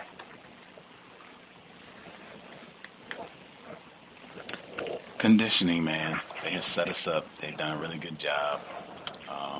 I would encourage folks too, even if you don't want to do the call-in, because I know sometimes it's difficult to get through and all that, or they just cut your line out if you start to say something they don't agree with. But if he happens to pop up in your area, in your neck of the woods, I would encourage folks to go and ask questions, because they normally do have a Q&A session, just to be able, whatever questions you want to ask. Did you reference Dr. Welsing's work as pseudoscientific bullshit? Did you admit to being racist? Just go and ask a question. Because that, I mean, could be effect, particularly if people started to, even if it was just one person, every time he goes out, one person got up and asked that sort of question or any other questions that you come up with. That sort of disruption, I think, would have an impact. I don't think you would get everybody, but even if it got, 2 or 3 victims that are present to stop and recalibrate how they think about him, I think that would be worth it. So, and, just so that he doesn't think he can go out and do his thing and never get checked by somebody in the audience. So I would definitely encourage folks, if he comes to your neck of the woods, he comes to anywhere that's close to you, and it's for free. A lot of times he does free events, so you don't have to give even a nickel to him or any other white person. But yeah, if you can go for free, and if you can tolerate being in the building and hearing his foolishness for an hour or however long he speaks, and then get to the Q&A session, make sure you're one of the first ones up to go ask your question. Throw the script off a bit. So that, he is not getting all this adulation and praise from other victims of racism. I think that could be very constructive and might even be videotaped, which is great. It could be on YouTube and such where he's getting asked these sort of questions. I will assume everybody is grand. We did our 3 hours. Right on. Thanks for all of the callers. Appreciated the dialogue. Hopefully we will get better minimizing conflict between victims of racism and making sure that we all remain mindful that the problem is white people. Thanks for tuning in. I hope it was a constructive investment of your Thursday evening. I will listen to the audio when Mr.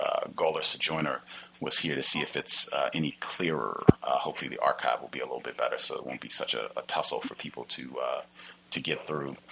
Thank you again. Hope it was constructive investment of your evening, and we'll be back in about 24 hours. Thanks everyone for tuning in. Creator, we ask for assistance in being more empathetic with other victims of racism. Keep us from blaming, squabbling with, being in conflict with other victims of racism.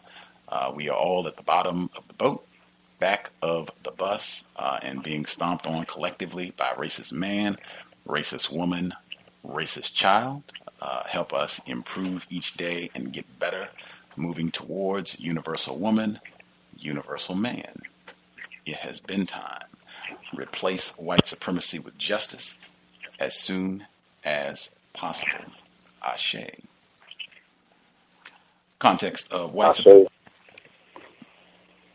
Context of white supremacy. Signing out. Thanks all for tuning in. I'm a victim, brother. Problem.